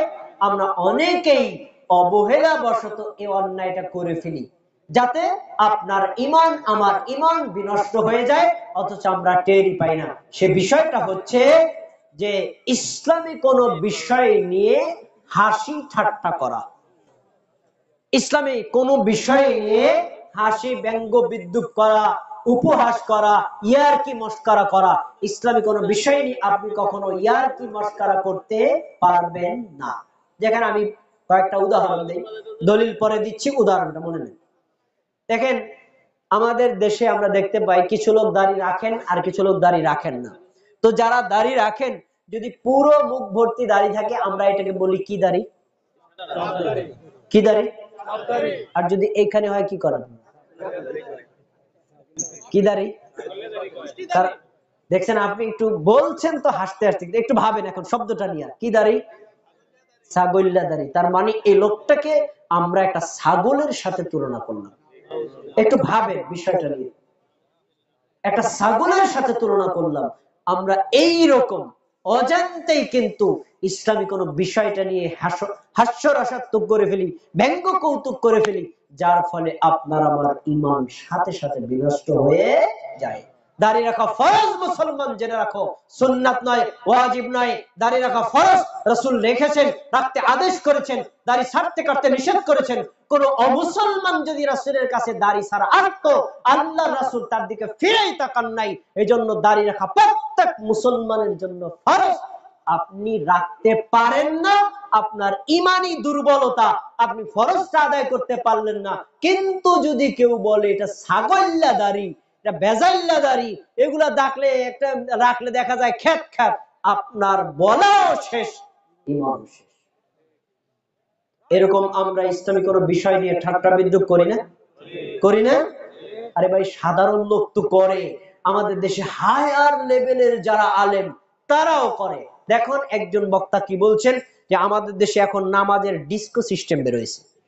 ভাই, নামাজের আবার ডিস্কো সিস্টেমের শব্দটাই ব্যঙ্গাত্মক, কত বড় ভয়ঙ্কর। ভালো করে শোনেন, আমাদের দেশের নামাজের এখন ডিস্কো সিস্টেম বের হয়েছে। কিভাবে নামাজ পড়ে? আল্লাহু আকবার, ঠিক এটাই দেখাইছে। এভাবে হাত বাঁধা মুসলমান বাংলাদেশে আছে? তো উনি কি বুকে হাত বাঁধাটাকে শুদ্ধভাবে দেখাইলো না ব্যঙ্গাত্মক করলো? উনি যদি মুফতি, মাওলানা, আল্লামা যত বড় হোক, বলো শেষ, ঈমান শেষ। কারণ এটা আপনার আমার কোন কর্ম নিয়ে ব্যঙ্গাত্মক করা হয়নি। বিশ্বনবী মুহাম্মদ সাল্লাল্লাহু আলাইহি ওয়াসাল্লাম হাত বেঁধেছেন যেভাবে, এই আমলটাকে যে ব্যঙ্গাত্মক করলো, তার ঈমান থাকতে পারে? আমরা না জেনে করি। তাহলে একজন আলেমের অবস্থা যদি এই হয়, সাধারণ মুসলমানের হালাত কি? এজন্য মুসলমান, তুমি ইসলামী কোন একটা বিষয় পালন করতে পারো না, তোমার ইমানি দুর্বলতা, তোমার জানার অজ্ঞতা হতে পারে, তুমি পালন করতে পারো না, তোমার ব্যর্থতা হতে পারে। কিন্তু কোন মুসলমান পালন করলে, অন্য কোন মুসলমান যদি তার এই আমলটা নিয়ে ব্যঙ্গ বিদ্রুপ করে, ব্যঙ্গ বিদ্রুপ করার সাথে সাথে ঈমান নামক মহা দৌলত শেষ হয়ে যাবে। তাহলে আমরা কি আর কখনো ব্যঙ্গ বিদ্রুপ করব? ব্যঙ্গ বিদ্রুপ করার কারণে তৎকালীন আবু জাহেল কাফের মুশরিক হয়েছে। আজকেও যদি আমরা এই কাজ করি, আমাদের ঈমান আমাদের অজান্তেই বিনষ্ট হয়ে যাবে। দেখেন আল্লাহ কি বলছেন, আল্লাহ তাআলা সূরা তাওবার 65 এবং 66 নম্বর আয়াতে বলছেন, ওয়ালা ইন সাআলতাহুম লা ইয়াকুলুন্না, নবী মুহাম্মদ সাল্লাল্লাহু আলাইহি ওয়াসাল্লাম, তুমি যদি তাদেরকে বলো যে তোমরা আমার আল্লাহর নাজিলকৃত আয়াতগুলো কেন মানো না, এই আয়াতগুলো নিয়ে তোমরা বিভিন্ন মন্তব্য করো কেন, লা ইয়াকুলুন্নাল্লাহ লা ইয়াকুলুন্না, তারা বলবে, কি বলবে? কুন্না নাখুদু ওয়া নালআব। তারা বলে আসলে আল্লাহর আয়াতগুলি আমরা একটু ফাইজলামি করি, তোমার এই কথাগুলো নিয়ে আমরা একটু ইয়ারকি ফাইজলামি করি। এই কথা বলতো কারা? তৎকালীন কাফের মুশরিকরা। তো যারা এই কথা বলতো, আল্লাহ রাব্বুল আলামিন আমাদের নবীকে কি বলছেন শুনেন, নবী তুমি বলো, তাদেরকে বলো, যারা ইসলামী কোন বিষয় নিয়ে ব্যঙ্গ বিদ্রুপ করে, কুল, তুমি তাদেরকে বলো, আবিল্লাহি ওয়া আয়াতিহি ওয়া বিরাসূলিহি কুনতুম তাস্তাহজিউন। হে মানব জাতি, তোমরা আল্লাহকে নিয়ে ব্যঙ্গ বিদ্রুপ করো, আল্লাহর আয়াত নিয়ে ব্যঙ্গ বিদ্রুপ করো, রাসূলের হাদিস নিয়ে ব্যঙ্গ বিদ্রুপ করো। এই কাজ তোমরা করো যদি, তাহলে শোনো, তোমরা কোন ধরনের ওজর পেশ করতে পারবা না। কদ কাফারতুম বাদা ঈমানিকুম, ঈমান আনার পর তোমাদের ব্যঙ্গ বিদ্রুপ করার কারণে সাথে সাথে তোমরা কাফের হয়ে গেছো। এ কথা কার? এ কথা স্বয়ং আল্লাহর। এজন্য ইসলামী কোন একটা বিষয় নিয়ে, সুন্নাত হোক, ফরজ হোক, নফল হোক, ওয়াজিব হোক, আপনার মাযহাবে থাকুক অথবা না থাকুক, আপনার দেশে করুক অথবা নাই করুক, ইসলামের কোন একটা বিষয় নিয়ে আপনি কখনো বিরূপ মন্তব্য করার অধিকার রাখেন না। বিরূপ মন্তব্য করলে আপনার ঈমান শেষ হয়ে যাবে। আর একজন হায়ার লেভেলের, টপ লেভেলের আলেমের কথা বলছি, নাম বললে আপনি কষ্ট পাবেন। সে বলছে, যারা এইভাবে রফুল্লাদান করে, যারা জোরে আমিন বলে, আমার তো মনে হয় তাদেরকে মৃগ রোগে ধরছে। কত বড় ভয়ঙ্কর কথা! তো রাসূল সাল্লাল্লাহু আলাইহি ওয়াসাল্লাম উচ্চস্বরে আমিন বলেছেন, সাহাবীরা উচ্চস্বরে আমিন বলেছেন, তাবিঈগণ উচ্চস্বরে আমিন বলেছেন, চার মাযহাবের ইমামগণ আমিন বলেছেন, মক্কা মদিনায় এখন আমিন বলে। এই রাসূল সাল্লাল্লাহু আলাইহি ওয়াসাল্লাম থেকে এই পর্যন্ত এভাবে আমল চলে আসছে। তাহলে তাদেরকে মৃগ রোগে ধরার মাধ্যমে তাদেরকে ব্যঙ্গ বিদ্রুপ করা হলো না? এই ব্যঙ্গ বিদ্রুপ করার মাধ্যমে আমাদের কিচ্ছু হয়নি। প্রিয় ভাই, আপনার ঈমান নামক মহা সম্পদ আপনি নিজেই ধ্বংস করেছেন। এজন্য কখনো ইসলামী কোন বিষয় নিয়ে ব্যঙ্গ বিদ্রুপ করা যাবে না। আল্লাহ সুবহানাহু ওয়া তাআলা এইভাবে আরো অনেক আয়াতে সতর্ক করেছেন। আমি আলোচনাগুলো সংক্ষেপ করে নিয়ে আসছি। এই 6টা কারণগুলো ঈমান ভঙ্গের। এবার যা 7 নম্বর মোস্ট ইম্পর্টেন্ট কারণ। 7 নম্বর কারণ হলো আল্লাহ এবং তার রাসূলের আনিত আদর্শ এবং বিধানের উপর সন্তুষ্ট না হওয়া। আল্লাহ যে বিধান আনছেন কোরআনে, রাসূল সাল্লাল্লাহু আলাইহি ওয়াসাল্লাম যে বিধানগুলো দিয়েছেন হাদিসের মাধ্যমে, কোরআনের এই বিধান, হাদিসের এই বিধান একজন মুসলমান সন্তুষ্ট চিত্তে গ্রহণ করবে নাকি অসন্তুষ্ট চিত্তে? একদম হৃদয় থেকে সন্তুষ্ট চিত্তে গ্রহণ করতে প্রত্যেক মুমিনের জন্য ফরজ। যদি করে আলহামদুলিল্লাহ, ভালো। যদি সে এর উপর অসন্তুষ্ট হয়, এটাকে সে মনে করে তার উপরে চাপিয়ে দেওয়া হয়েছে, কষ্টকর মনে করে, সেটাকে অপছন্দ করে, তাহলে সেই ব্যক্তির ঈমান থাকবে না। দলিল সূরা নিসা 115 নম্বর আয়াত। আল্লাহ কি বলছেন? ওয়ামান ইউশাকিকির রাসূলা মিন বাদি মা তাবায়্যানা লাহুল হুদা। হেদায়েত স্পষ্ট হওয়ার পরেও, দলিল স্পষ্টভাবে পাওয়ার পরেও যেই ব্যক্তি আল্লাহর রাসূলের বিরোধিতা করলো। কার বিরোধিতা? যে ব্যক্তি স্পষ্ট দলিল পাওয়ার পরেও আল্লাহর রাসূলের বিরোধিতা করলো, ওয়ায়াত্তাবি গায়রা সাবিলিল মুমিনিন, সাহাবীদের রাস্তার বিপরীত রাস্তার অনুসরণ করলো, নুওয়াল্লিহি মা তাওয়াল্লা, সে যেদিকে যেতে চায় আমি তাকে সেদিকে ফিরিয়ে দেব। এরপরে কি করব? নুসলিহি নারা জাহান্নাম, আমি তাকে জাহান্নামের আগুনে প্রবেশ করাবো। ওয়াসাআত মাসীরা, এই জাহান্নাম অত্যন্ত নিকৃষ্ট জায়গা। আয়াতটা বুঝে থাকলে আমার দিকে কথা বলেন। যে ব্যক্তি আল্লাহর রাসূলের বিরোধিতা করে তার পরিণতি কি জান্নাত না জাহান্নাম? যে ব্যক্তি আল্লাহর রাসূলের বিরোধিতা করে সে ব্যক্তিকে জাহান্নামে প্রবেশ করাবেন কে? আল্লাহ। আচ্ছা, আপনাদের মধ্যে এমন কোন ব্যক্তি আছেন রাসূলের বিরোধিতা করেন? কেউ আছেন? না, কেউ নেই। রাসূলের বিরোধিতা করতে পারেন না, কারণ কি? রাসূল এখন আপনার সামনে উপস্থিত নাই।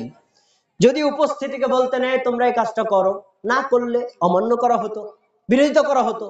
কিন্তু রাসূল সাল্লাল্লাহু আলাইহি ওয়াসাল্লাম এখন জীবিত নাই। তিনি জীবিত থাকতে কিছু আদেশ করেছেন, জীবিত থাকতে কিছু নিষেধ করেছেন, জীবিত থাকতে কিছু কাজের অনুমোদন দিয়েছেন। ওই যে কাজগুলো করতে বলেছেন সেই কাজগুলো করা, যে কাজগুলো ছাড়তে বলেছেন সেই কাজগুলো ছাড়া, যেই কাজের অনুমোদন দিয়েছেন সেই কাজগুলোর অনুমোদন দেওয়া, এটাই রাসূলের অনুসরণ করা। এর বিপরীত যদি কেউ করে তাহলেই রাসূলের বিরোধিতা করা হয়। এবার আমি একটু পরীক্ষা করি। আপনাদের সবার জন্য শুভ সংবাদ। আজকের মাহফিলের মধ্যমণি, বিশিষ্ট আলেম দ্বীন, একজন বাংলাদেশের উঁচু মানের মেধাবী আলেম, শেখ প্রফেসর মুখতার আহমদ সাহেব আলহামদুলিল্লাহ নড়িয়া থেকে এই পর্যন্ত কাছাকাছি চলে আসছেন। আলহামদুলিল্লাহ। এখন গাড়িতে আসতে সর্বোচ্চ 15 মিনিট। তিনি হয়তো রেস্টিংয়ের 5 মিনিট, বাস 20 মিনিট পর আমি নেমে যাব। তারপরে তার আলোচনা। অত্র এলাকায় যত দিনী ভাই আছেন, যাদের কানে আমাদের মাইকের আওয়াজ যায়, সবাইকে অনুরোধ করে বলছি, আজকে আপনাদের জন্য একটা মহা সুযোগ। আমাদের মতো টুটাপাড়া আলেমদের বক্তব্য আপনাদের শোনার দরকার নেই, তবে যিনি এসেছেন আন্তর্জাতিক মানের একজন উঁচু দরের আলেম, তার বক্তব্য শুনলে আপনি বুঝতে পারবেন প্রত্যেকটা কথা হৃদয়ে গ্রথিত করে রাখার মতো। তাই উপকারী আলোচনা করবেন বলে আমরা আত্মবিশ্বাসী। সবাইকে অনুরোধ করছি, তিনি আসার পূর্বেই আপনারা সকলে আমাদের মাহফিলে উপস্থিত হয়ে যান। আল্লাহ সবাইকে আসার তৌফিক দেন। সবাই বলেন আমিন। আলোচনা সবাই শেষ করে যাবো তো ইনশাআল্লাহ? যদি আগে চলে যান তা মেহমানরা যে খাবার তৈরি করেছেন এগুলো খাবেন কে? এজন্য দয়া করে আপনারা কেউ যাবেন না। প্রিয় ভাইরা, এবার একটু মনোযোগ দিয়ে শোনেন, খুব গুরুত্বপূর্ণ বিষয়। আপনারা কেউ রাসূলের বিরোধিতা করেন না, কথা সত্য, কিন্তু আপনার অজান্তে আমরা অনেক জায়গাতেই রাসূলের বিরোধিতা করি। এবার প্রমাণ নেই, প্রমাণ। রাসূলুল্লাহ সাল্লাল্লাহু আলাইহি ওয়াসাল্লাম বলেছেন, ইযা জাহাদুকুমুল মাসজিদা ফালিয়ারকা রাকাতাইনি ক্বাবলা আইয়াজলিস। তোমাদের মধ্যে কেউ যখন আল্লাহর ঘর মসজিদে আসে, সে যেন বসার আগে 2 রাকাত নামাজ পড়ে। বসার আগে কি করে? সবাই কথা শোনেন নাই, বসার আগে কি করে? তো মসজিদে বসার আগে 2 রাকাত নামাজ পড়তে হবে, এটা আমার কথা না? কার কথা? রাসূলের কথা। আপনারা কি সবাই পড়েন না আগে বসেন? আগে বসা মানুষ নাই? আচ্ছা, যে লোকটা নামাজ না পড়ে আগে বসে গেল, সে কি রাসূলের হাদিস মানলো না অমান্য করলো? অমান্য করছে না? আচ্ছা, আমরা তার ওজরটা গ্রহণ করি কেন? সে জানে না তাই। এবার তার কাছে যাই, প্রিয় ভাই, মসজিদে আসার পর আগে বসতে হয় না, আগে 2 রাকাত নামাজ পড়তে হয়, তারপরে বসতে হয়। কই আমাদের দেশের হুজুররা তো করে না, কই আমাদের দেশের আলেমরা তো করে না। কই তুমি মেয়ে বেশি জানো? আমাদের মসজিদের ইমাম সাহেব জুমার দিন লাল বাতি জ্বালায়, দেখো লাল বাতি জ্বলাকালীন কোনো নামাজই পড়া যাবে না। আছে না নাই? জোরে বলো, জোরে বলেন, আছে না নাই? যেই ইমাম, যেই মুক্তাদি, যেই মুয়াজ্জিন, যেই মসজিদের কমিটি মসজিদের মধ্যে লাল বাতি জ্বালায়া আল্লাহর ঘর মসজিদে আল্লাহকে সিজদা দিতে বারণ করে, আল্লাহর কসম সে ব্যক্তি রাসূলের বিরুদ্ধে অবস্থান নিল। তার ইমাম থাকতে পারে, কিন্তু আমরা তাকে ডাইরেক্ট কাফের বলবো না। অলরেডি আল্লাহ এবং আল্লাহ রাসূলের কাতারে কাফের হয়ে গেছে, আমরা তাকে কাফের বলবো না। কারণ আমরা তাকে কাফের বলতে চাই না, সে মুসলমান, তার অজ্ঞতাটাকে আমরা গ্রহণ করি। কিন্তু ধরায়া দেওয়ার পরেও যে মানে না, সে ব্যক্তিকে আর ওজর থাকতে পারে না। প্রিয় ভাইরা, একটা হাদিস, যে কোনো সময় মসজিদে ঢুকবেন, আগে বসবেন না আগে 2 রাকাত নামাজ পড়বেন? আগে 2 রাকাত নামাজ পড়বেন। এবার ভাইরা, ঠিক আছে, আমরা অন্য সময় ঢুকলে 2 রাকাত নামাজ পড়বো, তো যেদিন জুমার দিন বয়ান করে সেদিন কি করব? সেদিন কি করব? রাসূল সাল্লাল্লাহু আলাইহি ওয়াসাল্লামের হাদিস স্পেশাল।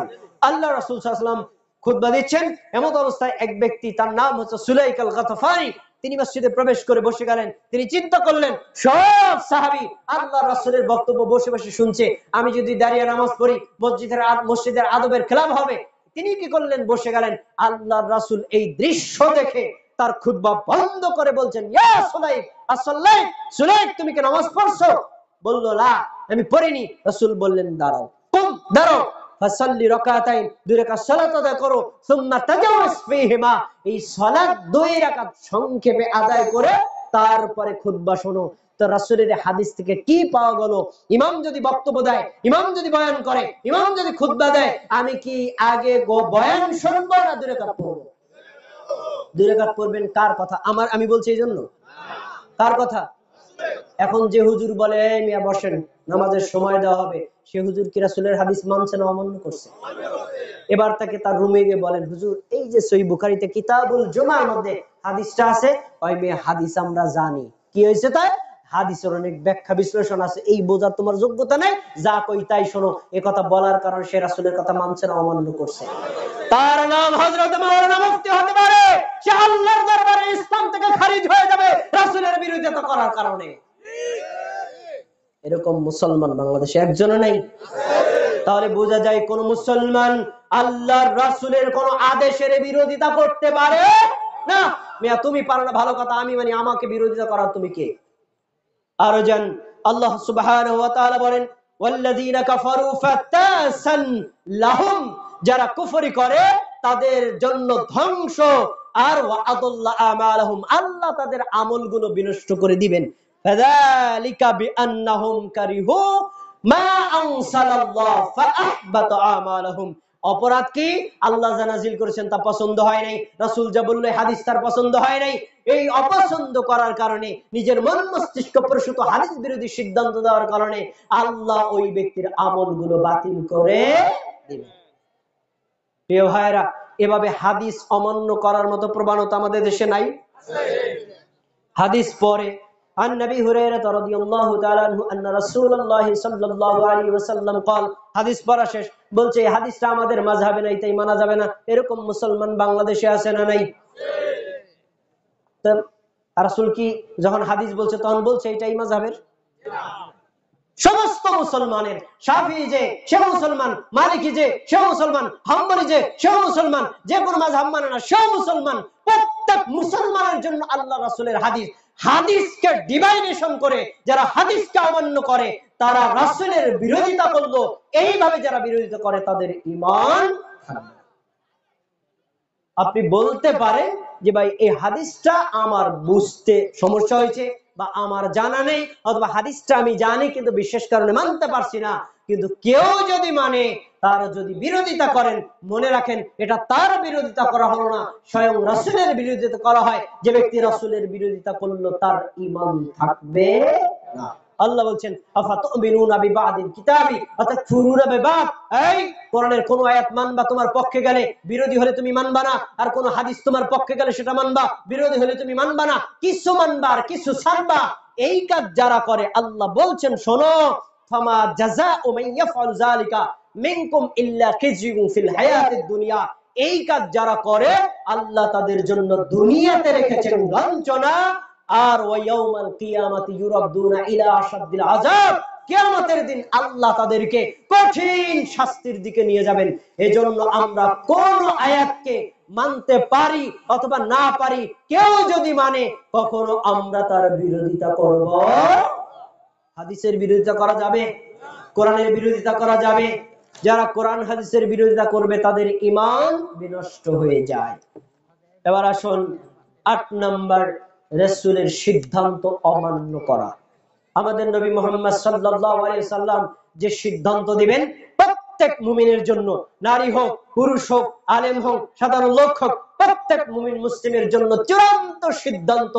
এই সিদ্ধান্ত অমান্য করার অধিকার কোন মুসলমানের নেই। কি বলছেন আল্লাহ দেখেন, ফালা ওয়া রাব্বিকা লা ইউমিনুনা হাত্তা ইউহাক্কিমুকা ফিমা শাজারা বাইনাহুম। শোনো, ফালা রাব্বিকা, তোমার রবের কসম করে বলছি, লা ইউমিনুনা, তারা কখনোই মুমিন হতে পারে না, হাত্তা ইউহাক্কিমুকা ফিমা শাজারা বাইনাহুম, তাদের মধ্যে যত ঝগড়া বিবাদ আছে তোমাকে চূড়ান্ত ফয়সালাকারী যতক্ষণ না মানবে তারা কখনো মুমিন হতে পারবে না। এখন আমরা যদি কোনো একটা বিষয় নিয়ে ঝগড়া করি, একজন বলল ফরজ, একজন বলল হারাম, একজন বলল সুন্নাত, একজন বলল বিদআত, এই চারজনে চার মত, আমরা কার মত ছাড়বো আর কার মত ধরবো? দেখবো কার মতের সাথে আল্লাহর কোরআনের সাথে মেলে, কার মতের সাথে রাসূলের হাদিসের সাথে মেলে। কোরআন এবং হাদিসের সাথে যারটা মিলবে আমরা তারটাই গ্রহণ করব, যারটা মিলবে না আমরা তারটা গ্রহণ করব না। এখন যারটা গ্রহণ করলাম কেন? উনি ব্যক্তি মোটা এই জন্য, উনি আল্লামা এই জন্য, কিসের কারণে? তার কথা আল্লাহ রাসূলের সাথে মিলছে তাই। দেখেন এখানে একটা ঘটনা বর্ণিত হয়েছে সহিহ বুখারীতে। রাসূল সাল্লাল্লাহু আলাইহি ওয়াসাল্লামের চাচা, তার চাচতো ভাই, তার ফুফাতো ভাই, তার নাম হলো জুবায়ের, ফুফাতো ভাই জুবায়ের রাদিয়াল্লাহু তাআলা আনহুর পাশে এক আনসারী ভাইয়ের জমি ছিল। তারা দুইজনে পানি সেচ দিয়ে জমি চাষ করত। ধরেন পানির মেশিনটা এই জায়গায়, সবাইকে আমার দিকে দেখতেছেন, এই জায়গায় মেশিন, এইখানে হলো জুবায়েরের জমি আর এইখানে হলো আনসারী ভাইয়ের জমি। পানি যখন ড্রেন দিয়ে আসবে কার জমিটা আগে? জুবায়েরের, পরের জমিটা হলো আনসারী ভাইয়ের। এখন জুবায়ের বলছে আমি পানি নেব আগে, আর আনসারী ভাই বলছে আমি পানি নেব আগে। তখন কেউ কাউকে ছাড় দেবে না। তো আনসারী বলছেন চলেন, আমাদের নবী তো আছেন, নবী ফয়সালা দিবেন। আসছেন আমাদের নবীর কাছে, নবী মুহাম্মদ সাল্লাল্লাহু আলাইহি ওয়াসাল্লাম বলছেন কি, জুবায়ের তোমার জমিটা যেহেতু পাশে আছে তুমি আগে পানি নাও, তারপরে তোমার আনসারী ভাইকে দিয়ে দাও, তবে তোমার যতটুকু দরকার ততটুকু নিয়ে নাও, বেশি পুরা নেওয়া দরকার নেই, তারপর তোমার আনসারী ভাইকে দিয়ে দাও। এই আনসারী ভাই এই ফয়সালা শুনে প্রচন্ড রেগে গেল, আর রেগে বলল ও বুঝতে পারছি নবী মুহাম্মদ সাল্লাল্লাহু আলাইহি ওয়াসাল্লাম, আরে জুবায়ের তো তোমার ফুফাতো ভাই, এই জন্য তুমি তার পক্ষে রায় দিলা। কথা সত্য? কথা কি সত্য? জুবায়ের তার ফুফাতো ভাই, এই জন্য তার পক্ষে রায় দিছে। রাসূল সাল্লাল্লাহু আলাইহি ওয়াসাল্লাম রেগে গেছেন। আয় হায়, নবী একটা সিদ্ধান্ত দিবেন, উম্মত যদি এই সিদ্ধান্তের উপর কমেন্ট করে তাহলে একটা ভয়ঙ্কর অবস্থা। রাসূল সাল্লাল্লাহু আলাইহি ওয়াসাল্লাম বললেন জুবায়ের ইচ্ছা মতো পানি নাও, ভরাট করে রাখো, যখন তোমার জমি টপকায়া পানি পড়বে তারপরে তারে পানি দাও। এটাই চূড়ান্ত সিদ্ধান্ত। রাসূল সাল্লাল্লাহু আলাইহি ওয়াসাল্লাম এর আগে তাকে দিয়েছিলেন একটু ভালো সিদ্ধান্ত, ওটা যখন মানে নাই পরে দিয়েছেন চূড়ান্ত সিদ্ধান্ত। জুবায়ের রাদিয়াল্লাহু তাআলা বলেন আমাদের এই ঘটনাকে কেন্দ্র করে আল্লাহ তাআলা এই আয়াত নাযিল করেছেন। আয়াতটা হলো কি, ফালা রাব্বিকা লা ইউমিনুনা হাত্তা ইউহাক্কিমুকা ফীমা শাজারা বাইনাহুম। হে মুমিনগণ তোমরা শোনো, যতক্ষণ পর্যন্ত আল্লাহর রাসূলের সিদ্ধান্ত তোমরা মেনে না নিবা ততক্ষণ পর্যন্ত তোমরা মুমিন হতে পারো নাই। দেখি আপনারা কি রাসূলের সিদ্ধান্ত মানতে চান? মানবেন? একটা ট্রাই করে দেখি। আচ্ছা দেখেন, রাসূল সাল্লাল্লাহু আলাইহি সাল্লামের নিয়ম ছিল ইকামত শেষ মুসল্লিদের দিকে ফিরতেন। আমাদের দেশের ইমামরা কি করে, ইকামতের আগেই কিবলার দিকে, ইকামতের পরে মুসল্লিগো কিয়ামত হয়ে গেল দেখার সময় তার এরকম নাই না? আছে। এই ইমামের শিক্ষা নেওয়া দরকার। সকল ইমামের ইমাম কি করতেন? সকল ইমামের ইমাম কে ছিলেন? কে? সেই রাসূলের আমল শোনেন। ইযা উকিমাতিস সালাত, যখন ইকামত শেষ হয়ে যেত, ফাআকবালা আলাইনা বিওয়াজহিহি, আল্লাহর নবী আমাদের দিকে ফিরতেন। ফিরে কি বলতেন? আকিমু সুফুফাকুম, তোমরা তোমাদের কাতার সোজা করো। ওয়াতারাসু, মাঝখানের ফাঁকাটা বন্ধ করে দাও। অনেক বর্ণনা আছে, আমি সংক্ষেপ করছি। মাঝখানের ফাঁকা বন্ধ করে দাও কেন? যে ফাঁকাটা থাকে ওখানে শয়তান প্রবেশ করে ছাগলের বাচ্চার মতো। সবাইকে আমার হাদিসটা শুনছেন তো? এখন রাসূল সাল্লাল্লাহু আলাইহি ওয়াসাল্লামের আদেশ শোনার পর সাহাবী বর্ণনাকারী দুইজন সাহাবীর বর্ণনা, নোমান ইবনে বশির, আনাস বিন মালিক, দুইজন বলছেন রাসূলের হাদিস শোনার পরে আমি ডানে তাকালাম বামে তাকালাম, দেখলাম ইউলজিকু মিন্না কাবাহু বিকাবি সাহিবিহি ওয়া কদামহু বিকদামি সাহিবিহি ওয়া মানকিবাহু বিমানকিবি সাহিবিহি। আমি ডানে তাকালাম বামে তাকালাম, দেখলাম প্রত্যেক মুসল্লি পাশের ব্যক্তির কাঁধের সাথে কাঁধ, পায়ের সাথে পা মিলিয়ে দাঁড়িয়েছে। আরো বর্ণনা, টাকনুর সাথে টাকনু মিলিয়ে দাঁড়িয়েছে। পায়ের এই উঁচু হাতটাকে বলা হয় টাকনু, টাকনুর সাথে টাকনু মিলিয়ে দাঁড়িয়েছে। এবার আমাদের সবাই তাকান, আল্লাহর রাসূল কিন্তু বলেন নাই পায়ের সাথে পা মিলাও, কাঁধের সাথে কাঁধ মিলাও।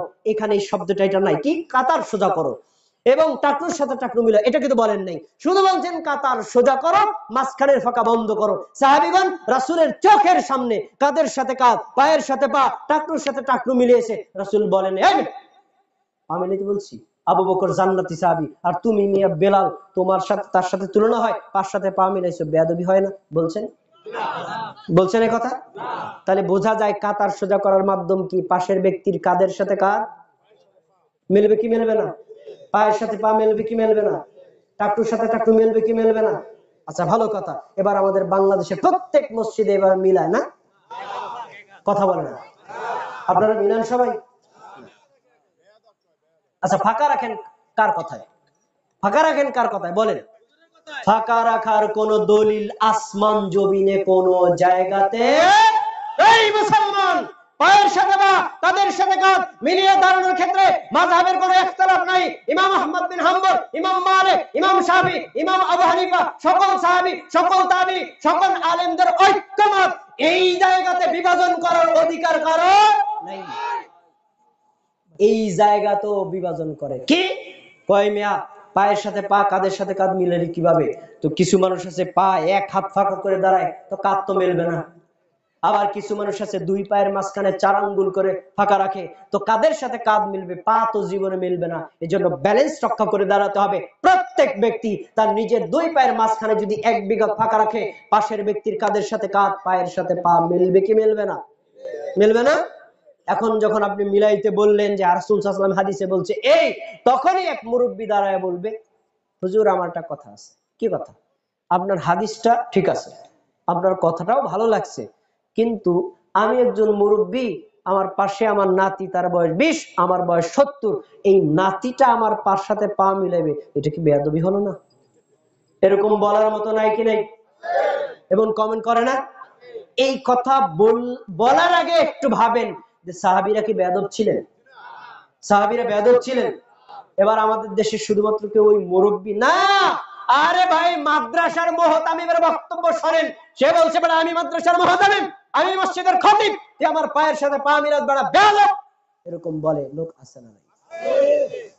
তো ভাইয়েরা, আপনি মাদ্রাসার মুহতামিম হতে পারেন, বাংলাদেশের প্রেসিডেন্ট হতে পারেন, রাসূলের সাহাবীদের পায়ের সমান হতে পারেন নাই।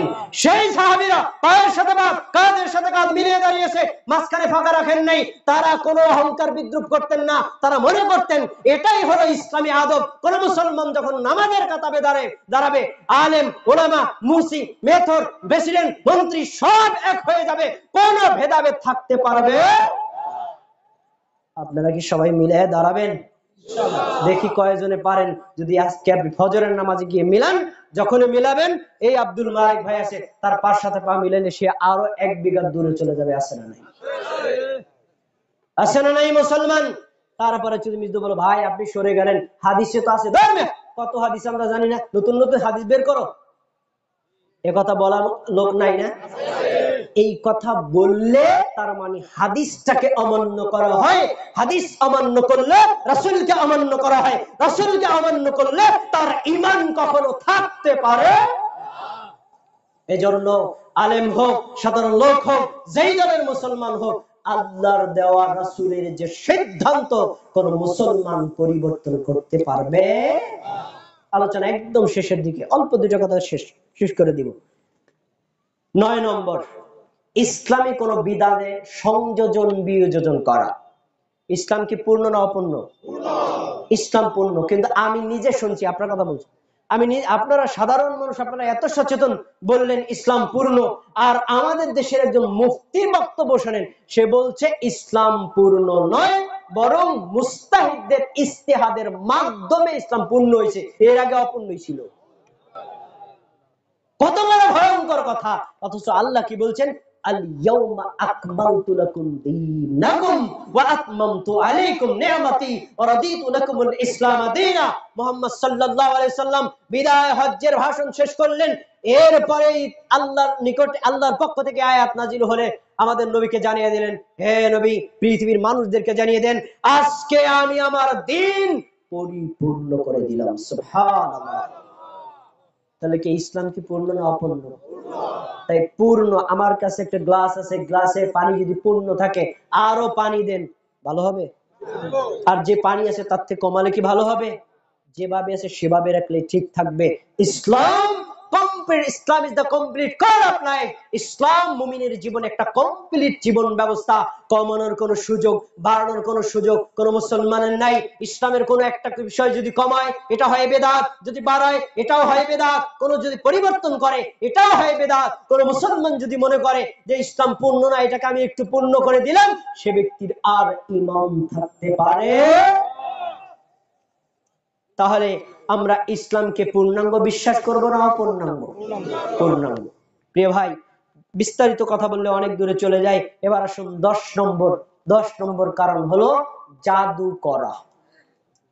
জাদু করা বাংলাদেশে কম, কিন্তু আছে তো, আছে না? জাদু করা ঈমান ভঙ্গের একটা মৌলিক কারণ। 10টা কারণে 10 নম্বর কারণটা বলতেছি, জাদু করা। এজন্য কোন মুমিন, কোন মুসলমান কখনো কাউকে জাদু করতে পারে না। জাদু দুইটা ধরনের। একটা হচ্ছে যেই জাদুতে তন্ত্র মন্ত্র থাকে, কুফরি বাক্য থাকে, মানুষকে ক্ষতি করা হয়, মানুষকে মেরে ফেলা হয়। আছে না এরকম বান মেরে মানুষকে মেরে ফেলে? আছে না এরকম মানুষের ক্ষতি করে, মানুষের সেন্সলেস করে দেয়? এরকম আছে নাকি নাই? আছে। এই টাইপের কাজগুলো যারা করে, তাদের এই কাজটা হলো সিহির, মানে জাদু। এই জাদু করলে সে ব্যক্তির ঈমান থাকে না। আরেকটা পর্যায়ে, এটা আমি এখনো জানি না, আপনাদের সামনে গবেষণার জন্য রেখে দিলাম। আরেকটা হলো শুধু হাতের কৌশল, কোনো তন্ত্র মন্ত্র নাই, হাতের কৌশল, মানুষ ধরতে পারে না, এটাকেও শায়েখ এসেছে না? লিল্লাহি তাকবীর, লিল্লাহি তাকবীর। আজকের মাহফিলের প্রধান বক্তার আগমন, মাহফিলের মধ্যমণির আগমন, শায়েখ প্রফেসর মুক্তার আহমদ সাহেবের আগমন। লিল্লাহি তাকবীর। আল্লাহ সুবহানাহু ওয়া তাআলা শায়েখকে হায়াতে তয়্যিবা দান করুক এবং তাকে সুস্থভাবে দ্বীনের দাওয়াতি কাজ করার তৌফিক দান করুন, সবাই বলেন আমিন। আল্লাহ তাআলা সুস্থভাবে তাকে এনেছেন, তার মুখ থেকে আমরা গুরুত্বপূর্ণ বয়ান শুনবো। প্রিয় ভাইরা, আমি আর কথা একটু বাড়াচ্ছি না, আপনাদের সবাইকে বিনীত অনুরোধ করছি, যারা এদিক সেদিক ঘোরাফেরা করছেন সকলে বসেছেন, সাহেব গুরুত্বপূর্ণ আলোচনা করবেন। প্রিয় ভাইরা, এই আমার আলোচনা শেষ করার আগে কয়েকটা ঘোষণা রয়েছে।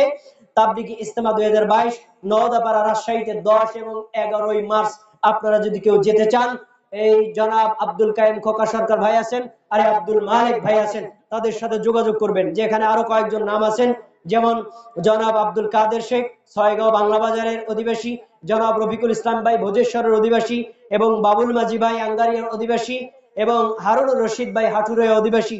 এছাড়া জনাব আব্দুল্লাহ বালার বাজার রুদ্রকর, মিলন ভাই, আরো যারা আছেন জালাল এবং মানিক জালি ভাই, জুলহাস মিয়া, সোহা এটা কি ভাই, তাদের সাথে যোগাযোগ করার জন্য বিনীত অনুরোধ করা হলো। আপনারা যদি যেতে চান তাদের সাথে যোগাযোগ করবেন। আল্লাহ তাআলা আমাদেরকে আজকের এই কথাগুলো শুনে আমল করার তৌফিক দান করুন, আমিন। আমি সব শেষ আপনাদের একটু সময় নষ্ট করব, সবাই আমাদেরকে একটু লক্ষ্য রাখেন। শায়েখ অনেক কষ্ট করে অনেক দূর থেকে এসেছেন, তাকে একটু 2 মিনিট রেস্ট দিলাম। আমার দিকে আপনারা একটু তাকান। প্রিয় ভাইয়েরা, এখানে প্রতিদিন মাহফিল হয়, ঠিক না? প্রতি রাত মাহফিল হয়, ঠিক না? আপনারা কি প্রত্যেকদিন এখানে সবসময় আসেন? সবসময় আসা হয় না, হঠাৎ করে একটা আয়োজন হলো, আলহামদুলিল্লাহ।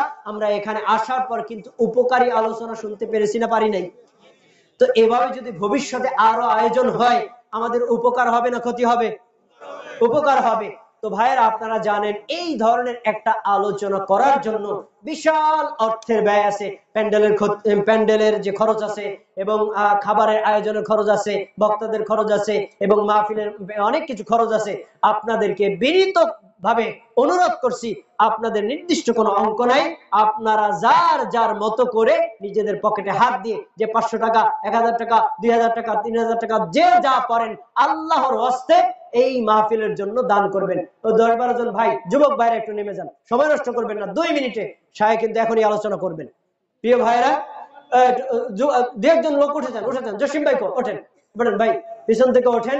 সবাই আপনাদের সবাই পকেটে হাত দেন, কেউ খালি হাতে যাবেন না। 500 টাকা, 1000 টাকা, 2000 টাকা, যার যার মতো করে মাহফিলের জন্য আপনারা শরীক থাকবেন। সকলেই, কেউ বাদ যাবেন না ইনশাআল্লাহ। যারা উঠছেন পিছন থেকে কেউ ওঠেন, পিছন থেকে লিয়াকত ভাই, দেখেন তো আপনার সাথে আর কাউরে নেওয়া যায় কিনা, নিয়ে ওখান থেকে একটু উঠান, দ্রুত 2 মিনিটের মধ্যে টাকাটা তুলে ফেলবেন। সম্মানিত দিনী ভাইরা, আমরা অনেক কষ্ট করেছি এতক্ষণ পর্যন্ত। যেই মধ্যমণির জন্য আমরা অপেক্ষা করলাম, সেই মেহমান আমাদের সামনে উপস্থিত হয়েছে। আমি আর আপনাদের সামনে সময় নষ্ট করতে চাই না।